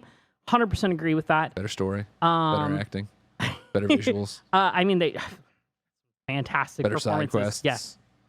better powers. FF7 Yes. is better Better hair. weapons. Final Fantasy VII does have better hair. You are 100% I'll right give on you that that. point. I'll And give also, you that. I will say, Yes. I do think that Mimir! Mimir is fantastic. FF7 Playing as Atreus. I'm sorry, spoilers. Yes. I was trying to say combat. Okay. Better. So, I would, in a world where Final Fantasy VII was a complete package, we had all three versions, we've seen the full story. I probably 100%, if they're all on the same level, would unanimously decide Final Fantasy VII. Oh, that's such a valid answer. Because it is an incomplete tale, and I don't know how the rest of this is going to go. It on its own, great, fantastic game, but Ragnarok tells a full, complete thing. So I'm going to go Ragnarok and put it to the polls. All right, we are going to the poll on patreon.com/kindafunny. saying, Thanks no, for watching live. Ragnarok. Complete tale. It is live. I say mean, Ragnarok for is a part second of the half way. story. Yeah, Ragnarok is like what? Technically, you're right. Ragnarok You is the second half of the Showed up story. 19 hours late to a movie. But no, I love Ragnarok. I think to Greg's point, I think Ragnarok definitely pulled on the heartstrings a little bit more. I love what Bless has said about Final Fantasy VII and how just crazy it is and how wild it is with, everything from the honeybee inn to just everything else you do. Think in that about game. Aerith and Tifa. Yeah, Are you going to let them down? and never. Are you letting them down now? I mean, it's funny because They'll one take is care. taking this very like iconic, beloved character. I mean, counting God of War 2018 too, and reinventing him and completely like changing the tone. Whereas I feel like FF7 is more like, the tone is sort of different, but it's not. It's more like a refinement than like a It's a deeper dive into those characters because like Cloud is, I mean, he's never really expressive, but he is more expressive in Final Fantasy VII remakes. We got to see a lot more of him, of his personality come out in the remake that we just didn't get in 97. Yeah. And I think it's a battle between the serious take on like Norse mythology and like God of War and like the gravity of that story that they want to tell versus an over the top goofy, like that has like a lot of heart, right? And a lot of like serious things happening in it, right? But it is, I don't know what the movie comparison is or the TV comparison is, but it almost does feel like comparing a live action to a cartoon in some sense. These have way different tones, but like, they also pull so hard at the heartstrings. It's interesting though, because if you went back and it's like a lot of people have a strong emotional attachment to the original FF7, despite the sort of cartoony aesthetic.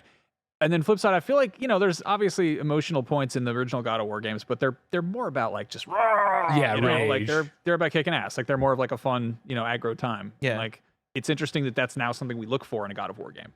Like we want to cry because we're old and tired. Exactly. Yeah. With 71% of the vote, God of War Ragnarok is the best PlayStation 5 game. As decided by Podcast Beyond and PS I Love You XOXO. What I appreciated there at the end was Madeline Stanley responding in chat to Jada and going, Cloud was less expressive in the OG Final Fantasy VII? I never played it, but I have such a hard time imagining that, lol, because of how unexpressive he is in the current remake. I mean, yeah, he was less expressive. Crazy. It was bad. Max and Jada, thank you so much for coming all the way out here. No, thank you guys for having us. It was so much fun. Obviously, I think so many people are listening on IGN's Podcast Beyond feed, but if they didn't know and they're on our stupid feeds, where can they keep up with you as individuals, Max? Oh, you can find us over on IGN.com or YouTube.com/IGN Games. New episode every Wednesday, thereabouts. Full hour long. You can catch breakouts over on the main IGN channel. Get it on your favorite podcast platforms of choice and whatnot. You can find me on Twitter, Max Scoville. Sorry, X, whatever we're calling it. No, we're still saying Twitter. We still say Twitter. We don't say X, otherwise he wins. And Jada, you're with Jada Rena? Yeah, Jada_Rena on pretty much everything. Awesome. If you're listening on, of course, the IGN feeds, we are kind of funny. We put up PS I Love You XOXO each and every Friday. Usually we have Janet with us too, but we didn't want to have her in today because she would have screwed up the whole bracket, and we don't want that. Yeah. Right? Can you imagine Chicory getting to the end? I don't need Chicory. No, we don't need all these idiots being there. No matter where you were listening or watching today, ladies and gentlemen, remember this collaboration is because of Extra Life. Of course, you can go to kindafunny.com/Extra Life to chip in and donate and help us support the Children's Miracle Network Children's Hospitals. Again, we are playing for UCSF Benioff here in San Francisco. But if you want to do it, you can join Team Kinda Funny and raise for your local children's hospital as well. It does not matter. If it's not too late, head on over to, of course, IGN.com, YouTube.com/KindaFunnyGames, Twitch.tv/KindaFunnyGames, Twitch.tv/IGN to watch us do our big old Extra Life stream from 10 a.m. to 5 p.m. Pacific, where we will all battle each other and probably have too many drinks and hang out and eat pizza and just have a good time. And it will be so much fun. But for now, on behalf of IGN.com and, of course, KindaFunny.com, and Bear's throwing up the Humble Bundle thing. Don't forget, HumbleBundle.com. You can go there and get all these different games real cheap and pay what you want. It's an awesome thing. It's been our pleasure to serve you.